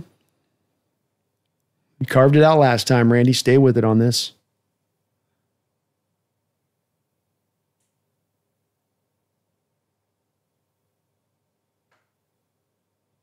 Randy gets it off into right field and deep. Good swing on it. Back-to-back hits have been at the warning track. Just not enough oomph to put him up over the top of the fence on both of these 2 swings. Really good swings. Solid lumber on ball. Just not quite enough power to get it out. And I just come back to this stadium when you get it in, as a pitcher's park, and it's so hard in the stadium when you get it a little bit at night, starting to cool off, marine layer sets in, versus when you got the warmth of summer and the ball might be carrying a little bit more. Let's see if Cal can do something. 2 outs. Strike. Beautiful splitter on the outside part of the plate, right at the knees. Cal 2 for 3 with 2 singles in this game.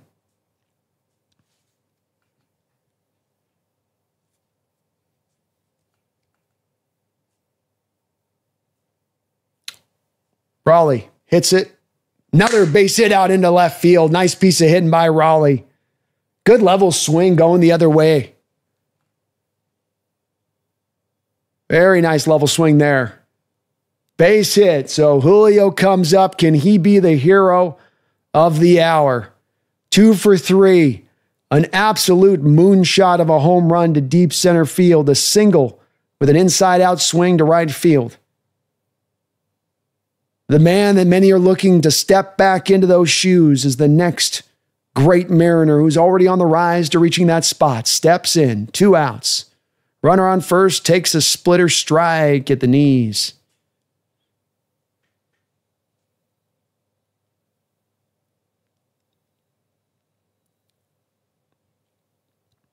Raleigh gathers his lead from first. Mariner fans on their feet. Julio hits it hard down the left field line, but foul. 0-2.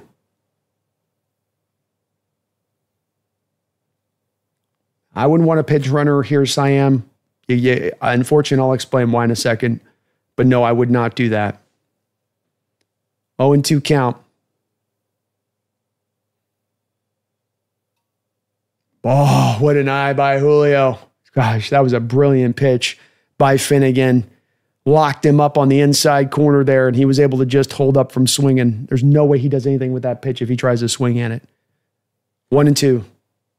2 outs.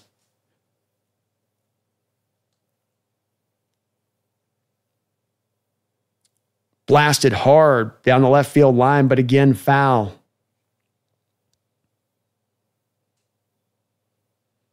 Well, Leo may be starting to get a little bit of his timing here on Finnegan.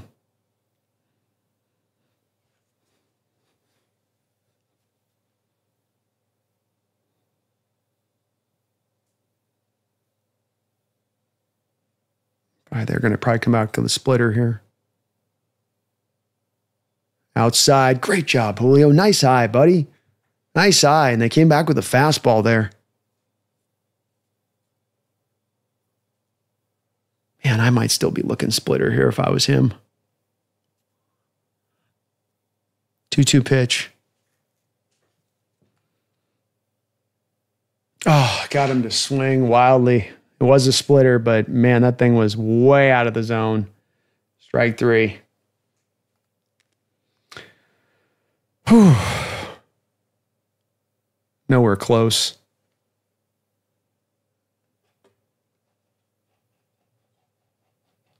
Yeah, that one hurts a little bit. All right. Here we go. Here we go.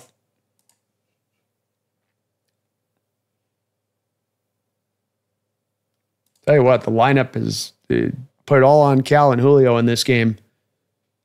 You literally have nobody in this rest of this lineup generating 1 hit in this game aside from Cal and Julio. And I got to say, there's some real just basically empty at-bats in this game from some of the hitters in this lineup where you just kind of rolled over and played dead. Like Dominic Canzone had nothing to offer in this game at the plate. He basically walked in and looked overmatched from the jump. Yeah, I think he was committed to kind of swing on that a little bit there. Kind of decided before the pitch came in. That's a good point.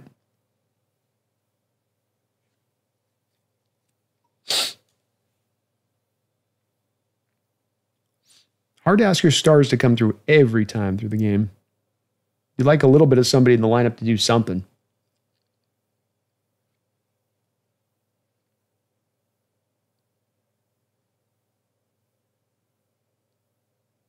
Would I pinch hit Canzone on the next bat? Probably not, because you're going to be facing righty-lefty with it, and I'm probably just going to still back with that. You don't have much to go back to on the bench at this point that's going to be better as an answer, especially because I'm going to go righty-righty if I do that. But there's a little bit of a temptation.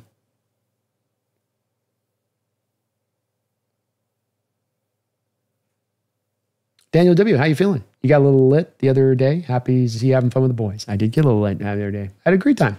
I'm doing good, man. I'm bounced back. I wasn't that bad. It was mainly just, I didn't even drink that much.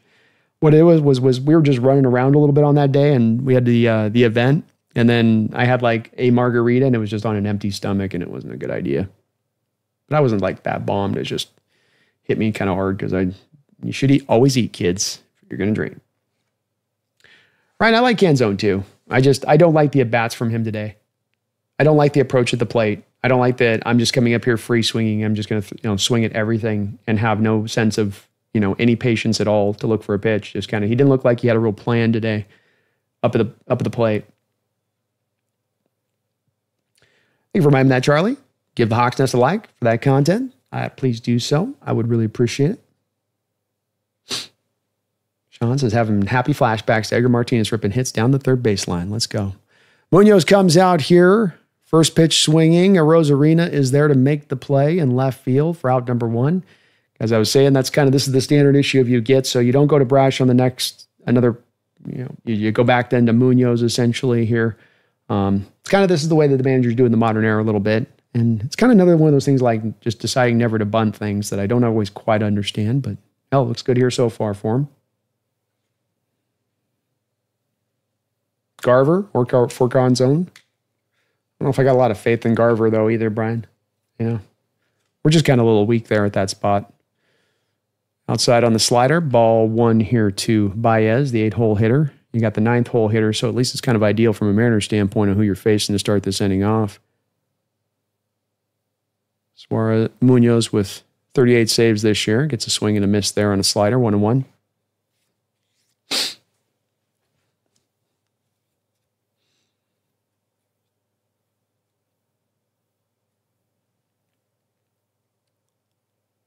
Ball hit on the line, 1-2. 2 in Detroit, 3 in Seattle is the split. Wu-Tang says Detroit has pretty elite pitching too. It's the playoffs. True enough. Very true. Kind of the nature of the beast. Oof. Hit hard. Beautiful play by Suarez. Slider was hit like a bullet to third base. That's why they call it the hot corner, folks. Suarez had to leap to his left to go make the play. And a great job on his part of quick hands. Quick hands, quick feet. Baez can't believe it. 2 men down here on the top of the 9th. The Mariners tied up with the Tigers, locked up 2-2. First game of the divisional series. Parker Meadows comes up the plate. 1 for 3 is the lefty center fielder. Munoz misses a little bit high here, ball 1. Brooks Robinson's right. Freaking frozen rope there to third base on that hit. 1-0 count. Swing and a miss. Gets right through there. 1-1.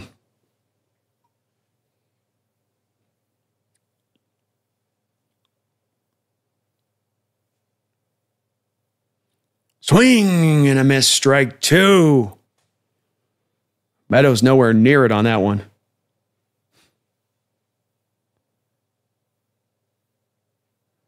Crowd up on their feet. Noise meter going through the roof. Munoz comes set. 1-2 pitch. Bounces in front of the plate there. 2-2.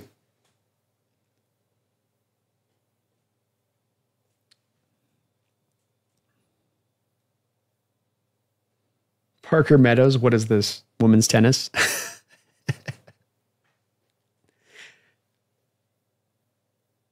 Woo! Suarez makes the play. Ball hit right at his head. He sticks his glove up just to protect himself and makes the play, makes the catch.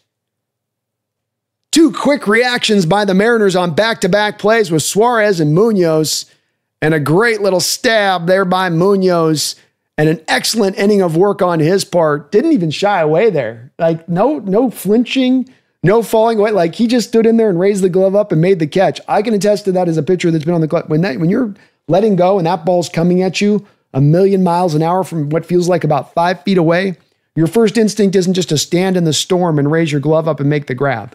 Your first instinct is to curl up in the ball and then cover yourself with your glove.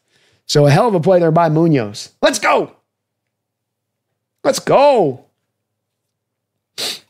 So the Ox Blue and Green says, use Munoz in the 10th, just 10 pitches. You got to think for Dan with as quick an inning of work as that was for Munoz, to your point. There's got to be a temptation there to bring Munoz out in the 10th if it's got to go that direction. And you do wonder a little bit here with Suarez and making that play. Sometimes in baseball, it can work kind of funny. You make a nice play in the field, you come back the next inning up to hit, and you feel, even on a tough day where you're 0 for 3, something feels like a little bit better, you know? A little bit of the right energy in the right play. Like Charlie the Unicorn says, kind of a game-changing, kind of maybe a little feel to it, you know? Momentum's a real thing in sports all the way around. Might not seem it in baseball all the time, but it's a part of the sport as much as it is in baseball in many different ways. So let's see how it goes here in this ninth.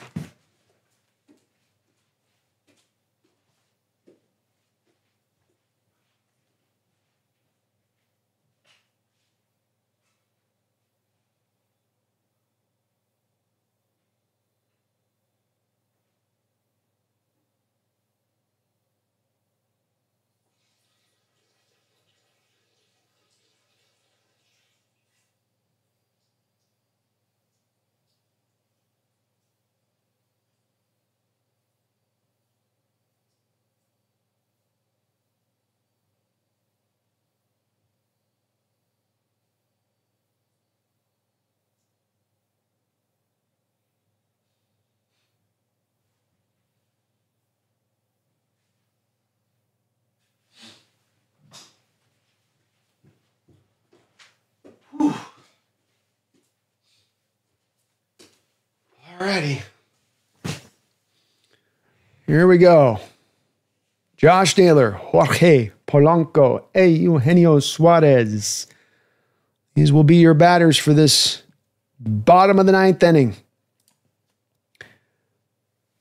Suarez last time up drove a ball to the warning track. Mariners have had three balls in this game get to the warning track, which off the bat looked like they might have a chance that just couldn't quite get there. Let's see what he can do at this at bat now. First pitch swinging, and that's going to be popped up easily to the shortstop. Out number 1. Gary says, notice his eyes were close to that catch because you're scared as hell you're going to get hit in the face with a 100-mile-an-hour hit off the bat. Been there. Yeah, I have too. I've got straight up, I've been hit in the face with a line drive as a pitcher, and it hurts a lot. I had one game, it happened like almost back-to-back batters, I remember. Like, really? All right, 1 out. Polanco steps up, takes strike 1 on the outside part of the plate. Star's carrying the game right now for us. Come on, you guys. Somebody's got to carve something out here on the rest of this lineup. That ain't going to do it. Polanco hits it up into the air, skies it up into the shortstop. The Mariners have quickly 2 outs here.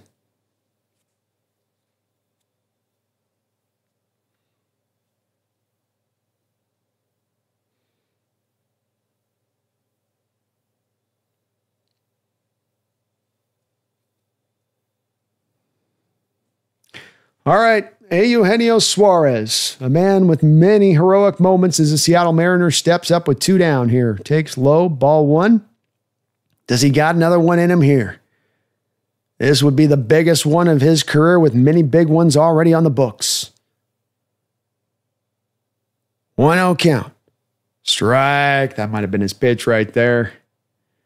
That might have been it right there. That was almost right down Main Street. Fastball, 1-1. They're going low here. They're going to try to get him swing out of the zone. They give him another one right down Main Street. Swings through it. Ugh. Oh, boy. 1-2.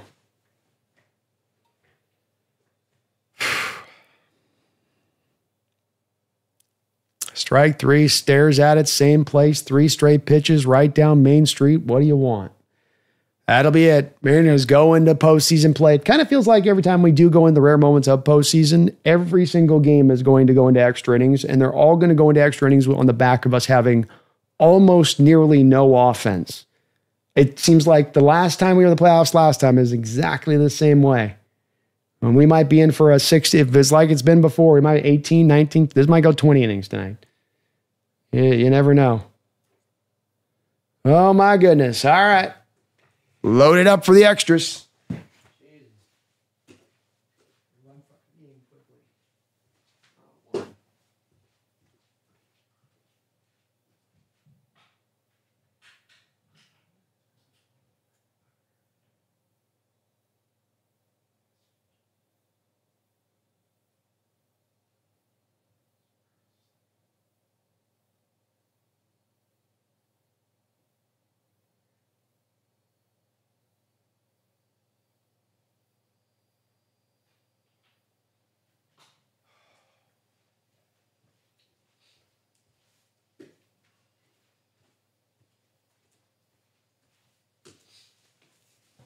I do come back to, as I watch baseball through the years on this thinking of you don't ever bunt.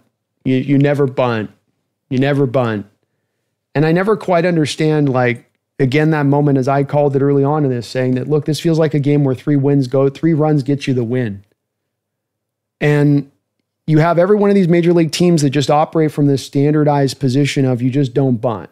Like, you got runners on first and second, nobody out. You just never bunt. You just never do it. And I still don't quite understand the explanation, as somebody can kind of reel it to me maybe, as to why analytics have arrived at this place where just so uniformly this is the case. Runs are at a premium as much as they've ever been in Major League Baseball. We are not in a hot button run, high run area. It's a playoff action where runs are hard to come by in addition to that. You know, things are going to be tighter anyway because of that. I don't get the thinking here of just bunt those guys, get the run, to me, a guy like a Dan Wilson and that as a manager, and what I'd want a manager to have a feeling for is know where you're at in this game. No runs are at that premium. Knowing this is going to be hard to get this. I keep coming back to just, if you don't win this game and you chose not to go do that in that moment, and this is just this standardized thing where all the kind of stat heads and analytic folks go, yeah, that's just, you just don't do it. But nobody actually can really explain why. Just because the guys can't bunt?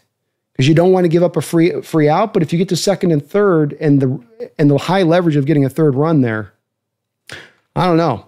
1-1 here. Munoz does come out here for another inning of work. That ball is lined right at a Randy Arozarena. He is able to run in and come make the play. Nice job on his part. Yeah, no automatic runner in postseason play, second base, so you got to earn your way to go get the run. Laying down a bunt is really hard. Well, it's really hard for modern players because they don't work on it. That's a big part of this. Is it's sort of the chicken or egg thing. It's like, is it really hard because they don't really practice it, and that's why. And again, I don't know, the impossibility of laying down the bunt. I don't know if that's also been a reason I've been given Kirian as to why they don't do it, is because they can't bunt necessarily. It's always been like, well, you don't want to give out the free outs. 2-0 here to Carpenter, the number 2 hitter.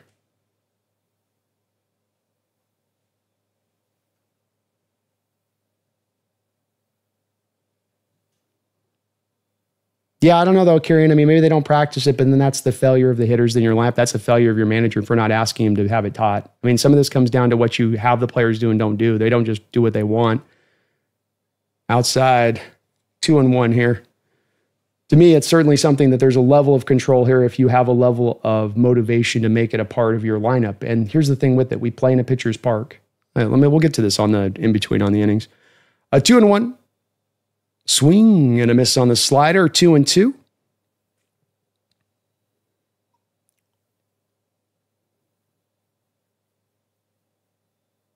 One man down. Top of the 10th inning. Tied 2-2 here.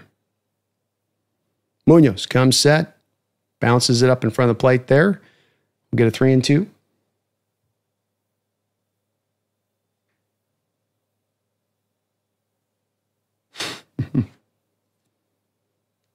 Yeah, I don't like the ghost runner either at second. 3-2 pitch here. Got him. Strike 3. Beautiful slider by Munoz. Nasty movement on that thing. Just nasty.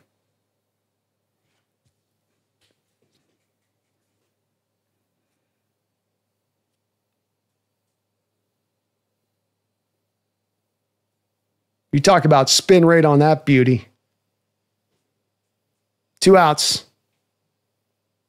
Strike. Another nice slider on the outside part of the plate. Riley Green up 2 for 4. 2 singles.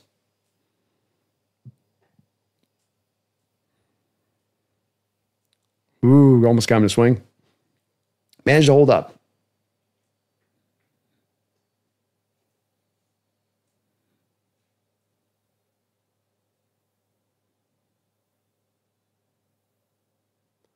Ball. 2-1.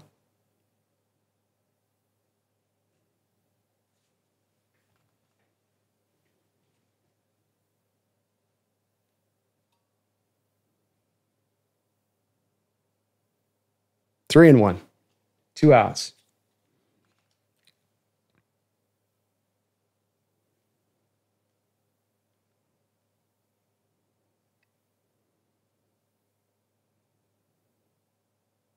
Ball foul. 3-2.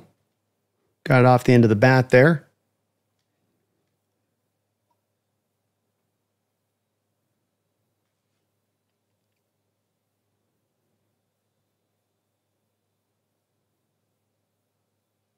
Swing and a miss. Strike 3 on the slider. Munoz with a hell of a job. And what a job by this Mariner bullpen of keeping this ship sailing as you're waiting on the offense to lock it in place. Let's go, Mems. And Munoz just nails.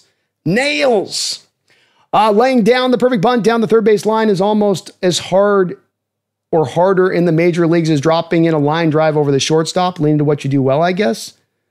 I don't think that that's a commonality of an understanding of the sport, Kieran, is that it's as hard as dropping in it. And it doesn't have to be down the left base side. The right, you got a left-handed hitter. Laying a bunt's actually easier to do it down the first base side rather than down the third base side. Now, if you have the first baseman drawn in, you should be able to bunt down the left field side. But there's times where, look, there's hitters that had to go up against mid-90s throwers in the late 80s and 90s and even up to around the early 2000s before the steroid era really hit. And you had guys who could perfectly well bunt in those situations. You had guys at that time that I grew up on watching, Kieran, that could bunt at will and put the ball exactly where they wanted to be. Hell, we had a guy here that could do it, Kieran, in Ichiro Suzuki. That man could bunt wherever he wanted to bunt, when he wanted to bunt. He just didn't do it a lot because he worked on it. He was a professional and worked on an area of his craft that he should be good at. The part of this that we want to consider as well with this, Kieran, is the stadium you play in. When you play in one of the more hyper pitcher parks in all of baseball, to where runs are going to tend to be hard to come by. You're going to have marine layer days. You're going to have days where you're going to have balls die at the warning track like we've seen today that might be home runs in other parks. Those have got to be days where you've got to be able to sometimes produce runs, manufacture runs. What did the 2001 ball club do so well? Manufactured runs. And I understand it's a bit of a missing part of baseball a little bit, but to me it's one where you can either do what everybody else is doing or kind of recognize the stadium you play in. I don't mean this to you, but I mean to how they run their ball club on this, but try to angle in things that can work to the stadium you play within. And it's not my understanding that bunting is just that hard. It's that they don't work on it.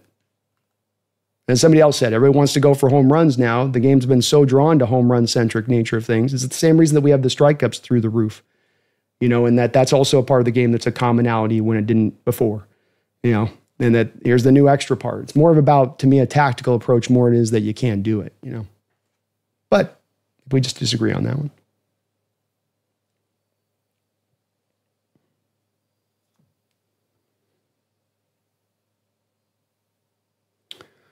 All right, Canzone up the plate. First pitch swinging as he's done throughout the night. That guy does not want to look at one pitch, does he? Is he trying to get out of the batter's box as fast as possible?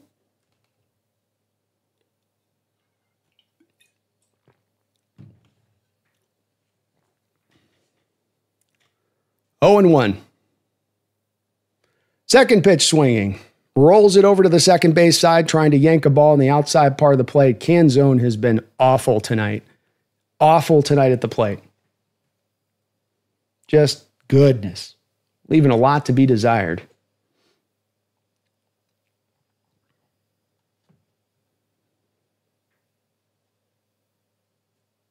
Addicted Brandon, bunting to me was easier than hitting when I was a kid. Easier to watch the ball to the bat for me. Yeah, it's not a skill thing, really. It isn't. If you work on it, it's something that you can command relatively with ease. It's nowhere the same as far as it has no equivalency to swinging the bat and how hard it is to hit a ball swinging the actual bat. It's much easier. It's just these guys don't work on it. It's a bit of the transition of the game, And both of the first two hitters for your Mariner lineup here are just out swing, swing, swing. I get you guys are trying to help out here, but come on. I guess they're both strikes right on the edges of the line there. Come on, Rayleigh. Back we go. Nice job staying alive there.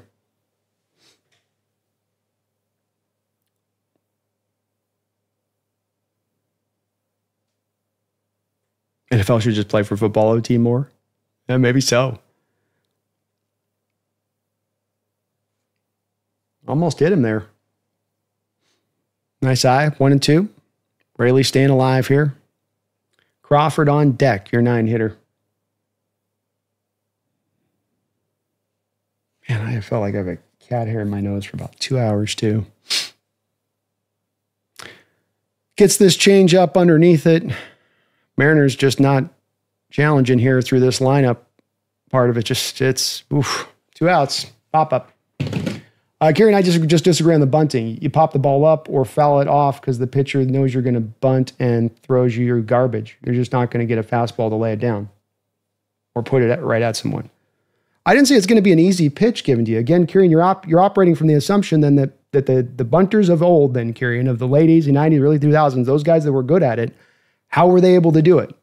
Guys were just throwing them fastballs every time, or they got also good at being able to bunt sliders, bunt curveballs, bunt the junk that comes in there. Just because the pitcher throws you something nasty doesn't make it impossible to hit. And again, this is something I feel on firm ground, having played the game a lot, played for just about 2 decades on it, that this is the way it works, man, watching it. And anytime I had my growing up, it worked the same way in Little Leagues. The power hitters you had in the middle of your life in Little Leagues didn't work on bunting, and they were the worst bunters on your team. You work on it, you get good at it. You can hit all kinds of balls with it. But I understand we just disagree. So I agree but I fully disagree with you on this all the way around. They could work on it. They could make it a point of emphasis. It should be a point of emphasis with the ballpark you play in. If you want to play home run ball, bring the fences up. If you want to play small ball, bring the fences up. If you want a pitcher's park, you got to play with your hitters to the pitcher's park. That's basic baseball. And bunting's possible. It's just these hitters don't want to do it, Kieran, because, and you haven't addressed, I noticed, the home run element and how that has also taken over the same time. Just so coincidentally, this transition's occurred through the steroid era where bunting went away right as steroids ran to the forefront. Sammy Sosa and Mark McGwire are doing their thing as Barry Bonds is doing his thing. Oh, suddenly nobody can bunt anymore. Isn't it wild? 2-2 pitch, Crawford, strike 3. Yeah, you don't get paid for bunts.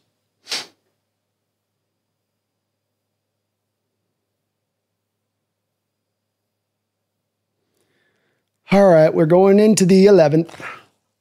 Oh, man. Oh, I should have known. We're going 17 innings here, aren't we?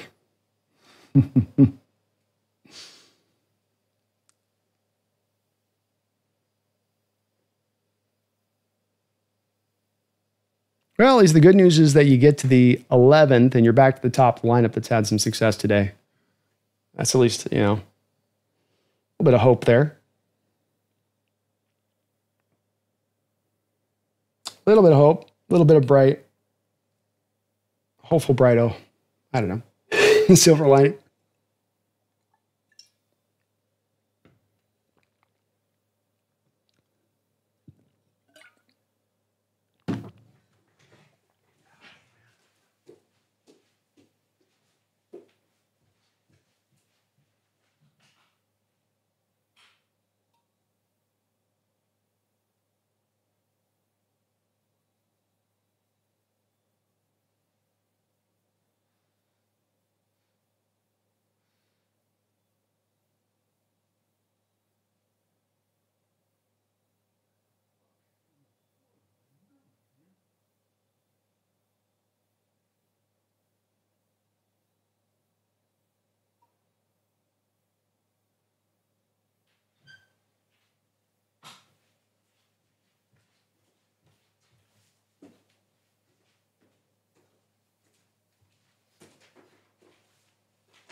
Oh.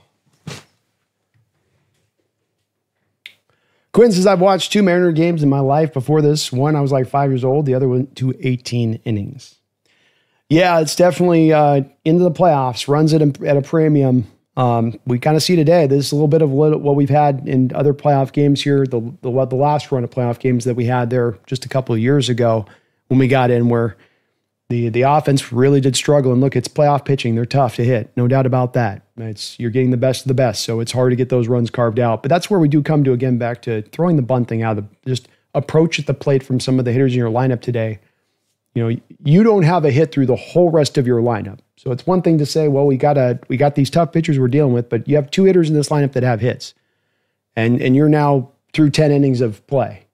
If your approach is sound at the plate, you'd think you would have probably universally through 1 through 9, you're carving out something there. At least like a base hit somewhere. But there's a lot of free swinging out of this lineup in this game today, which has kind of prevented that. 0-1. He says, I'm telling everybody to swing that mother effing bat. Vargas is out on the hill here for your Mariners. 1-1 count here. Spencer Torkelson up at the plate.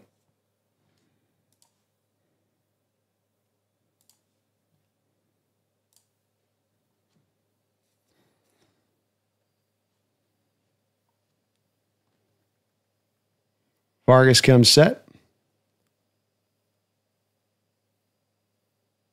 Ooh, wildly outside.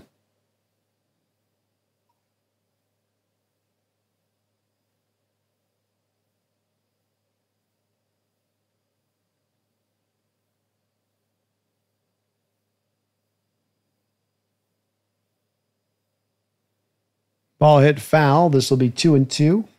Top of the 11th inning. Tied 2-2. Nobody out.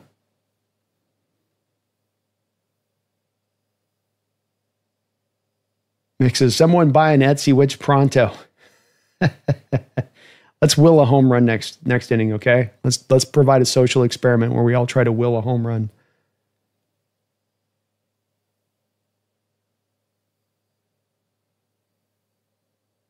You have to wear all the necklaces, Karen, to get the wins in these games. All right, so Vargas is kind of playing around with his opening batter here, buddy. Come on, get strikes. Get strikes. Do not walk the opening batter of this inning, please. Come on, buddy. Man, I got a pet pumpkin 2 hours ago, and I swear the hair is just still bouncing around my head.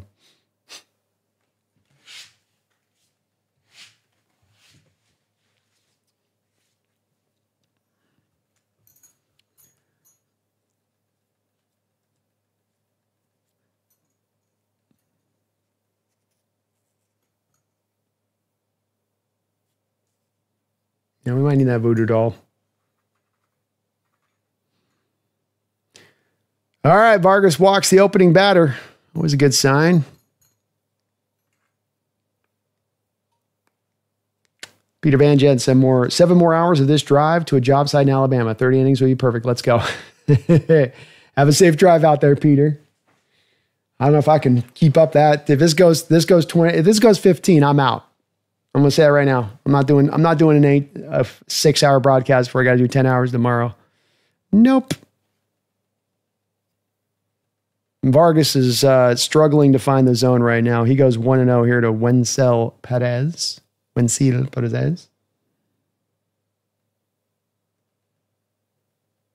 Charlie says that could be it. Lack of playoff experience. I mean, maybe. Yeah, it could be. Some of this comes again from the manager a little bit on the what you're in their ear on and what you're to explain to them. And Danny's been in the playoffs. He knows what you're going to be dealing with and what you want to advise him on. And I'm not sure if I felt a lot of the manager's presence on the lineup's approach to the plate here in this opening game. Just kind of seems like just go up there and free swing, let it rip.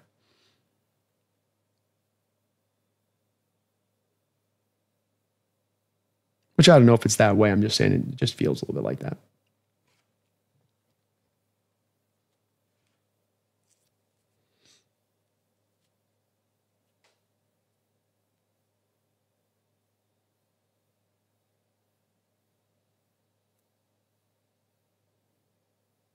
Bunted foul.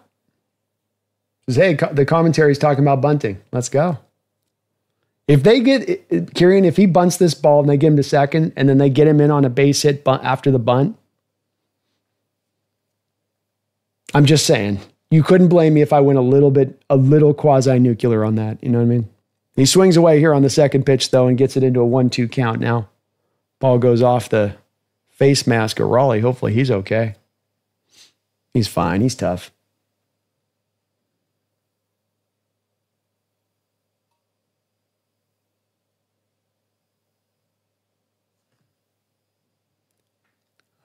TZ Tyrus, thank you for the $2 donation. Says, I love each and every one of you very much. You guys are okay too. Well, thank you for that, Tyrese. Appreciate it. We got a wild pitch there. 2-2. So the runner now goes to second. Great. Vargas, wild as hell here. Just overthrowing the pitch. Trust your stuff. You don't got to dial it up extra here. Trust in what you got, man. 2-2. Ooh, wee.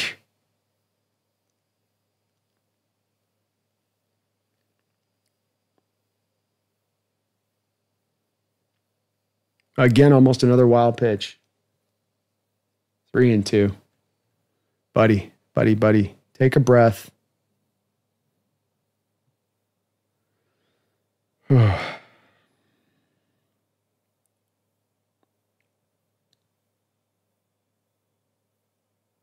Swing and a miss. Strike 3. Great pitch. Boy, did you need that one. Much love to you too, Tyrus. Oh, Cyrus. Sorry, Cyrus. It's a tricky name. It's Cyrus, and that's not what I said. I love each and every one of me very much. You guys are okay too. Sorry, man. I'm 3.5 hours in on this, so I'm a little punch drunk here at this point. But thank you for the double donation. Sorry I misread it. Well, it's good to love yourself, man. You got to love yourself. First pitch strike here to Dingler.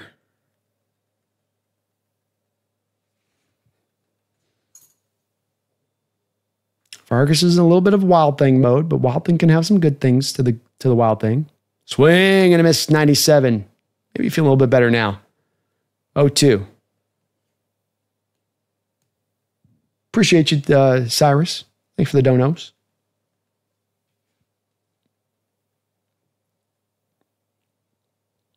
O2 pitch. Ooh, yeah. A little wild one there.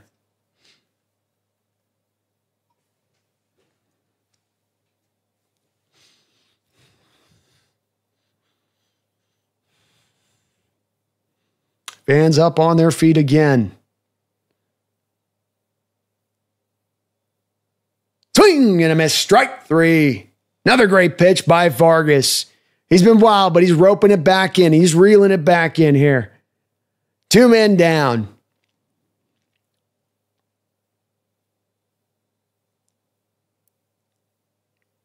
Got to give the Seattle Mariner pitching staff credit in this game between Kirby and Vargas. A couple times in this game, you've had a runner at second, nobody out. So far, I've been able to escape these situations unscathed. Zach McKinstry steps up to the plate. He's 0 for 2 with 2 strikeouts in this game. First pitch swinging right up the middle, base hit. That's going to score him.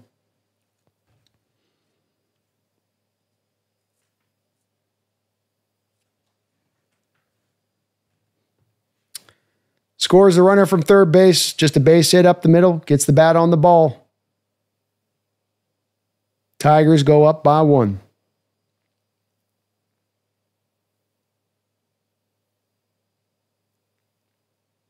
Vargas almost got his glove on that thing.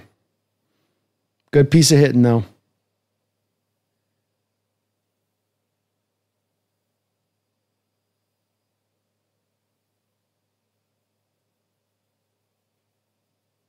Stolen base.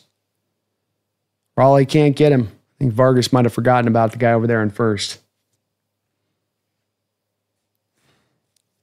Cyrus, thank you for another $2 donation, man. Appreciate all the donos.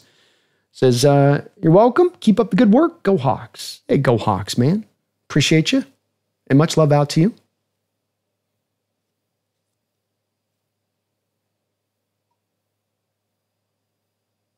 Swing and a miss. 1-1. Okay, it's been a while for me. Catchers wear pieces now. I guess they do. It's kind of a new one for me too as well. Makes sense though. 1-1. Swung at a pitch way inside there. Did Vargas a favor. 1-2. Sam, loser and winner form starts now. Wait.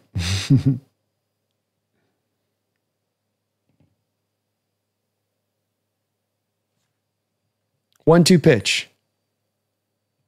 Foul back.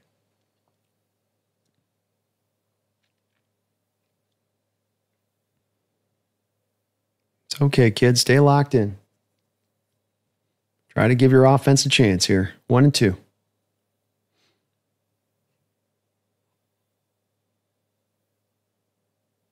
Swung up, knocked into the air into first base side. I don't know if he's going to have a play on it. Not quite. Not quite. Big country in the house. How you doing, man? The Marine layer has screwed us in this game.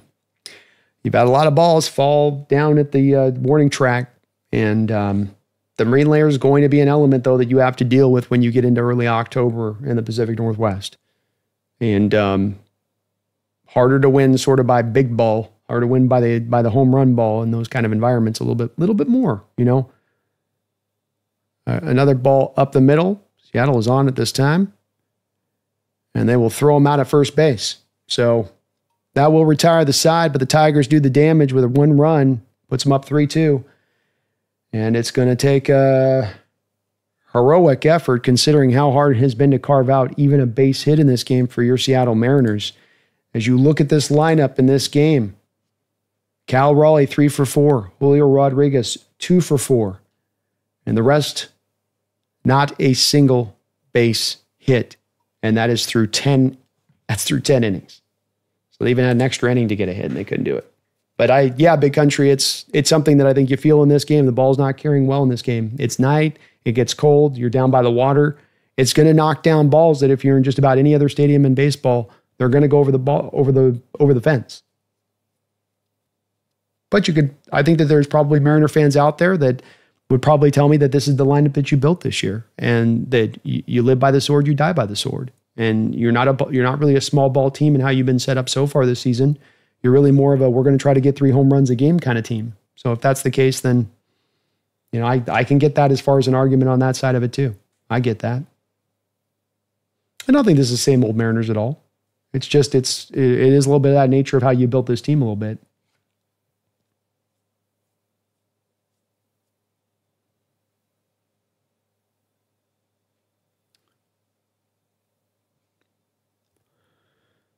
Well, at least as good as you can ask for is from the Mariners side of this. You're going to get the top of the lineup up here to give you at least maybe a chance. It's tough, but you got a chance.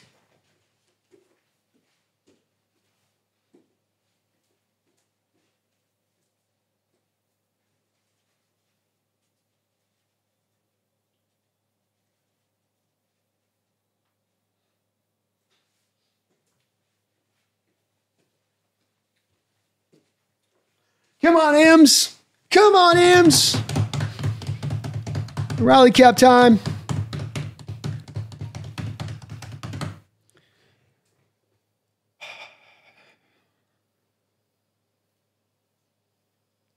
Keter Montero comes out for the Tigers, 5-3 record on the year, 4.37 ERA. Both teams have been heavy duty through their bullpens.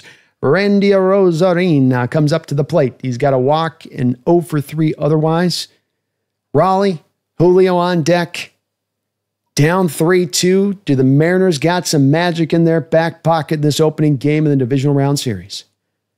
Montero with the first pitch, strike on the inside part of the plate.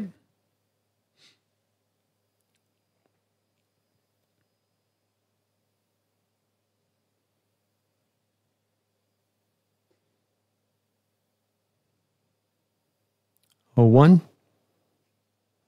Strike 2. And this is the difference between what you see with the last inning and Vargas coming out, dances around the edges of the zone. This guy's coming out throwing fast. This is what you want your relievers to do. Work the zone when you come in. Don't sit there and Vargas can be a little wild, but just can't let that first runner on base. 1-2 count here for Randy. He carved himself out of walks starting out 0-2 earlier in this game. Maybe he can do that again here.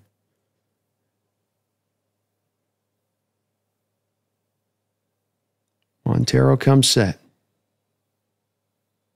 Randy fights off a tough little slider there. Got a little bit up in the zone there. He almost hung that thing. Randy wasn't quite locked in on it, though.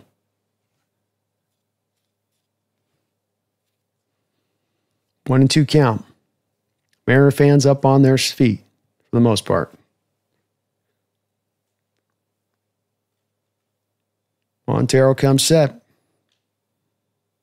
Outside, ball 2. Maybe he's going to take a page from Vargas's book here. Getting a little too nibbly. You start getting 0-2, and then you just want to throw your nasty stuff as hard as you can throw it. That's what tends to make it look like this kind of overthrow stuff you've seen between Vargas and Montero here a little bit.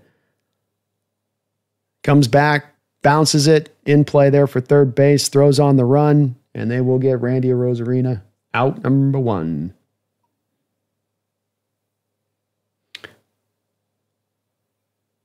Not sure on the closer for the Tigers, Charlie. They already went to him. Think to Brandon, maybe the odds are in favor of someone getting hit now? Maybe. Well, you've got the 2 guys coming up the lineup who've gotten hits on the day. Cal Raleigh, 3-4, stepping up here to the plate from the left-hand side. With 1 swing, can he tie this thing back up? First pitch swinging, in play, to the left, out of foul ball, out number 2.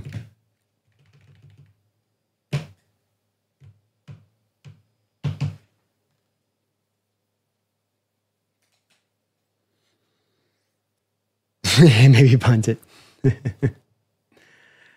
It is what it is. Like, at the end of the day, too, Kieran, I mean, to your point on the thing with the bunt, though we disagree about whether or not the approach should be that, the hitters don't do it. So it's me being a curmudgeon-y old man yelling at clouds, really. But boy, is it frustrating watching games like this where I grew up at times where teams could bunt over and make that almost automatic if you got a guy on second base. And now it feels like mission impossible. 2 for 4. Julio steps up into the plate here. It's on his shoulders to try to make something happen. Strike right down the middle.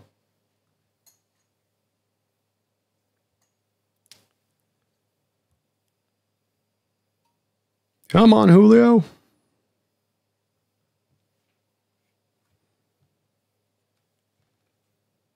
Base hit. Out into left field there for Julio. He'll keep it to a long single. Still a chance. Still alive. And boy, what a job by your stars in this game.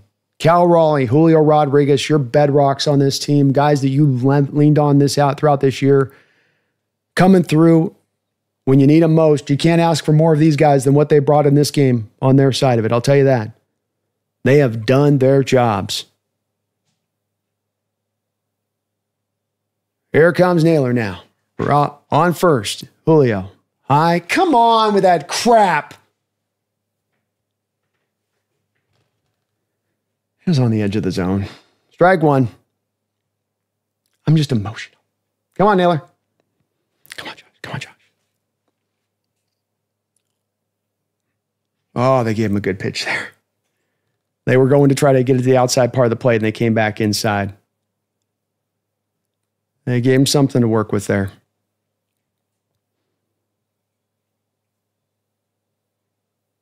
That first pitch strike call. Carrying. Because it's looping up over the top of the zone. 0-2. Naylor 0 for 3 in this game.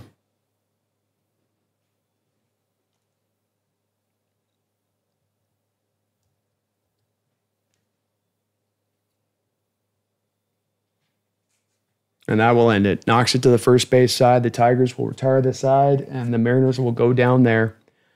11 innings, 2 runs. And that was all you could kind of get.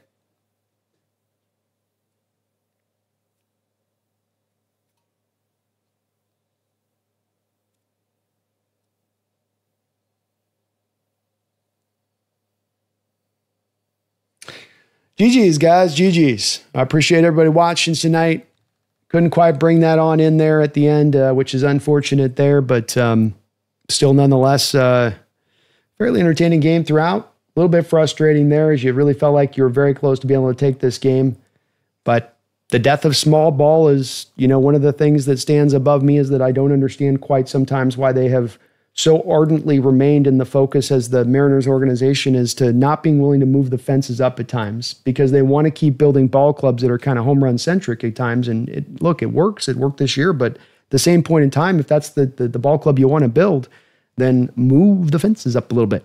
because this is a park that really does play like a pitcher's park. And if you get not just a pitcher's park, but you get an ultra pitcher's park, you got to kind of play small ball within that at times, because the home run's not going to always be there like we saw tonight. There's going to be those nights where you're going to have 4 guys in this lineup absolutely positively rake a pitch. I mean, knock the crap out of the pitch. And it falls right at the warning track and dies. And I've seen that in the stadium for 20 years of this stadium being open. And I've seen the Mariners go from Adrian Beltres to Richie Sextons to a cavalcade of these power hitters, especially the right-handed variety type. And, they might get some of their home runs, but the averages are never going to be there. And you're never going to be able to play small ball. You're never going to be able to carve out a run when you need one. You always got to get the run by the hard way. It's always got to be a home run or a double. It's a tough way to win, tough way to live, especially in this ballpark. You're back in the old Kingdom days. Much different. Much easier. But it's kind of tough on that part of it. Julio hurt us by letting him get that double play when he ran a second. Yeah, I mean, it's a tough spot there for sure, Daniel, with Julio in that moment. You'd like him to just stand up and hold up and try to come to a stop and, maybe try to make that play a little delayed if he can. It's hard too, though, with Julio playing. You feel like in that lineup, Julio and Cal are the 2 guys you go, boy, you guys did your jobs. D-Man says, 1 bad pitch from Kirby. S offense as usual with this F franchise lately. Yeah, sometimes this franchise has really been frustrating on the offensive front. They've done a good job of building, I think, a more deeper lineup. Just didn't come to play today, D-Man, to your point. And on that bad pitch from Kirby, it's technically a pitch where he put it in the right spot. That's where Cal set up prior to the pitch. So, he's going where they ask him to go to on that pitch. Just the guy puts a great swing on the ball. David, thank you for the $2 donation. It says, had to win tonight.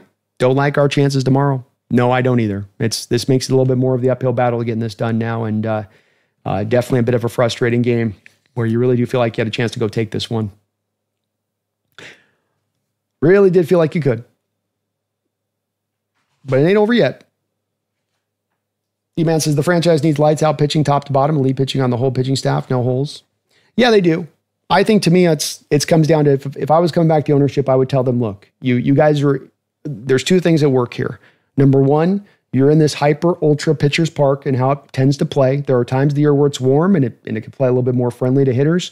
But if you're going to get to postseason play and you're going to get to where we saw tonight, how the Pacific Northwest can twist and go in the direction of getting colder and you get a little bit more of the marine layer there, well, then you're going to have to kind of build that in if you want to eventually build that winner that can go to the World Series. What happens when you build the home run centric team that arrives into fall into a ultra pitcher's park with top-notch pitching on the other side of it that's not going to give you hanging sliders for lunch every other guy?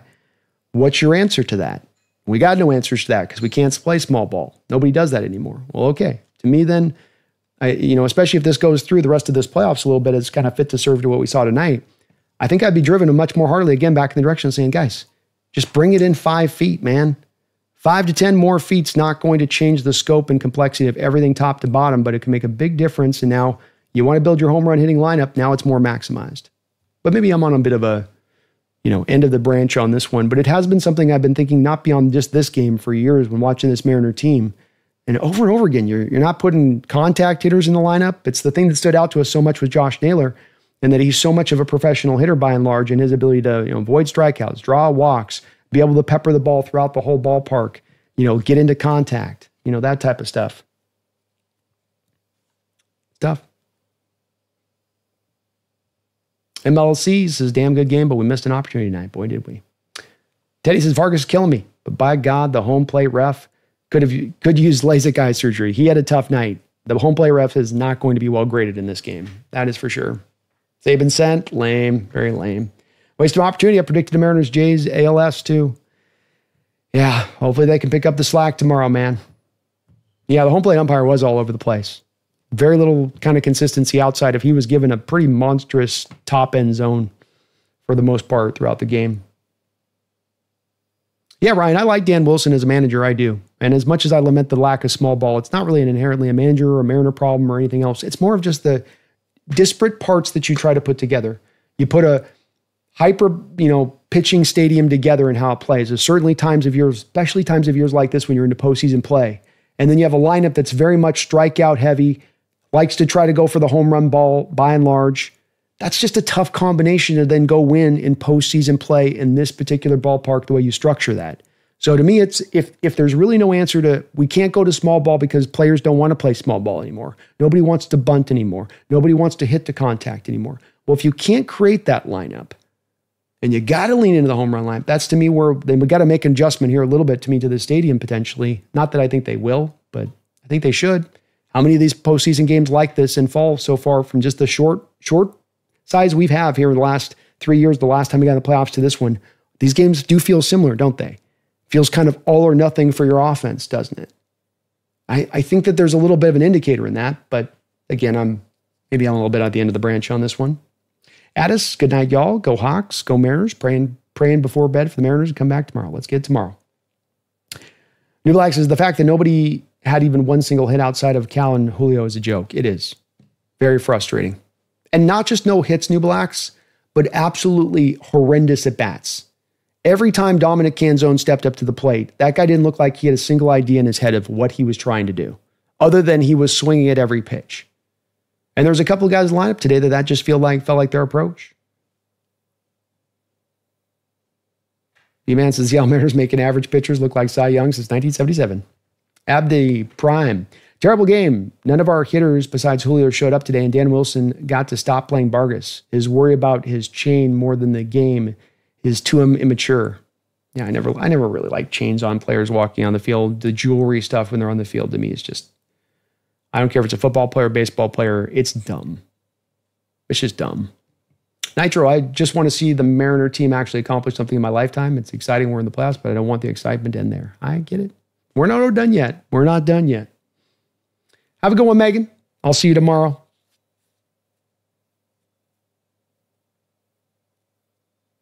Sean Edwards, aside from A-Rod, I can't think of any other low-character Mariner player. No, we've had great players come through in that way. Certainly good guys. Henry, Mariners have spawned a lot of alcoholics in the state. I think they probably have. Donnie, how you doing, man? How you doing?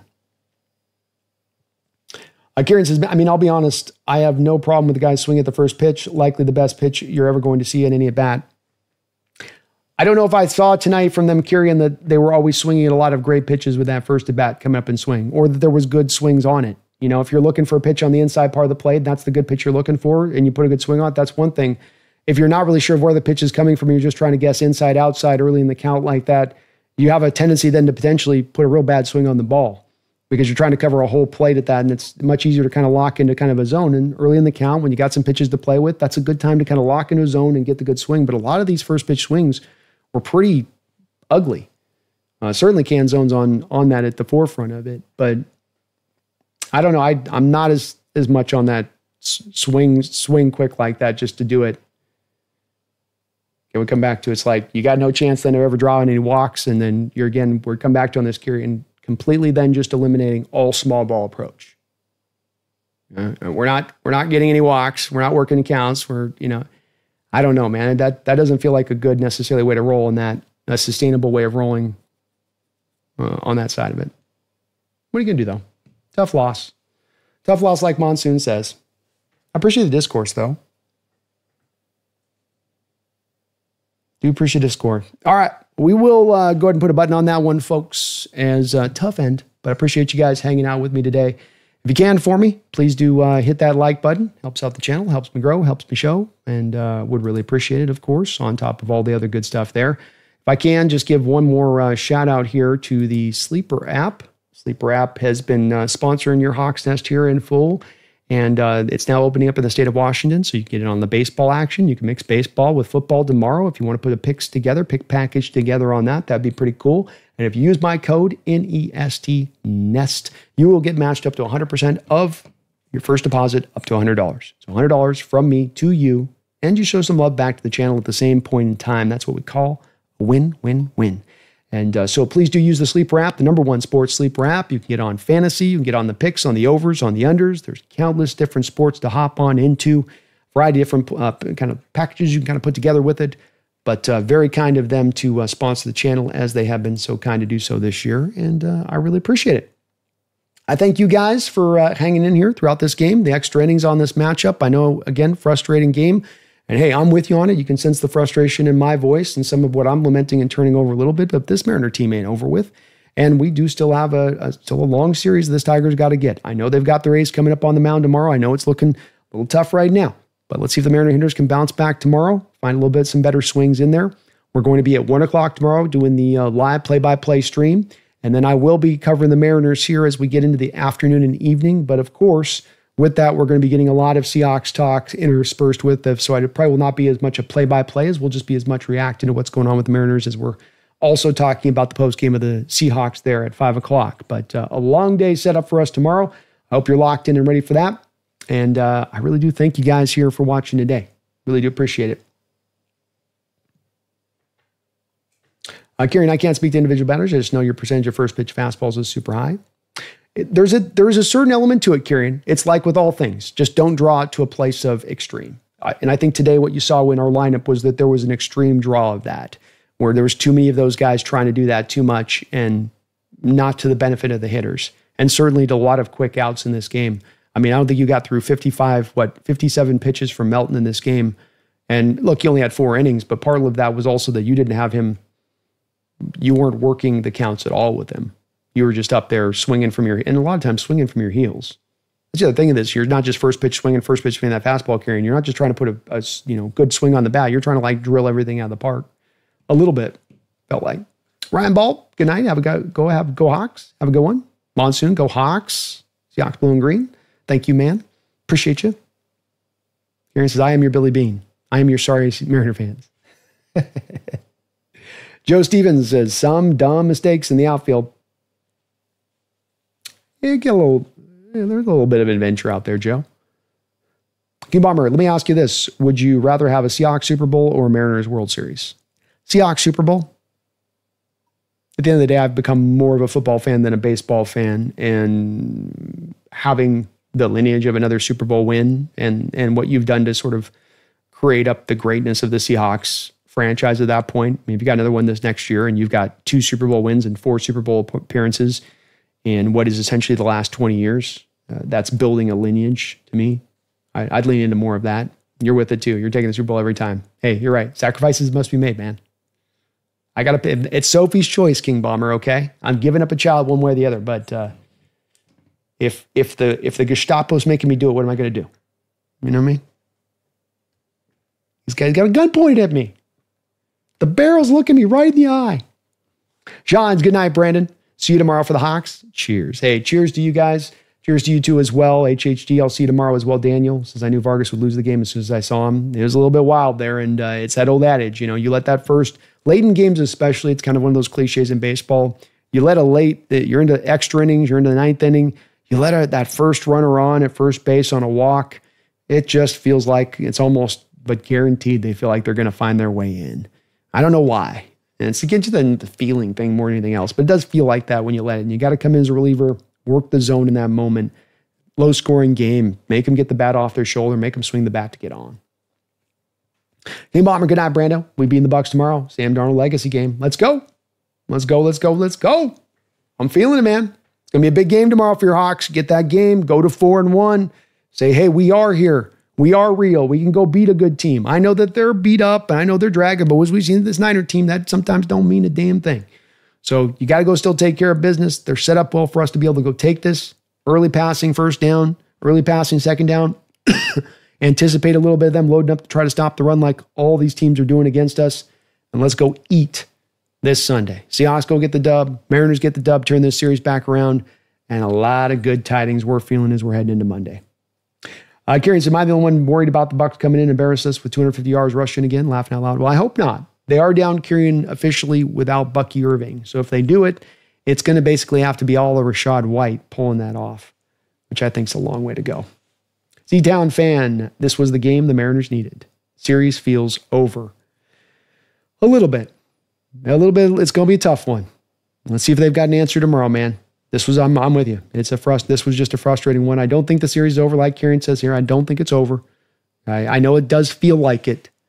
And you got the ace going, but let's see. Let's ride it out and see which way we can go with this. And maybe we can find some good swings in there against Google And a couple home runs. Luis goes out there, puts a gem together, and we're in great shape. So everything feels much better on the turnaround of that tomorrow if we can get that dub. And that's baseball for you. So have faith, my Mariner fans. We might bounce back off this one. Thank you for watching today. Back tomorrow, 1 o'clock Pacific Standard Time with the Seattle Seahawks. But until that time, don't you forget, go Mariners, go Seahawks.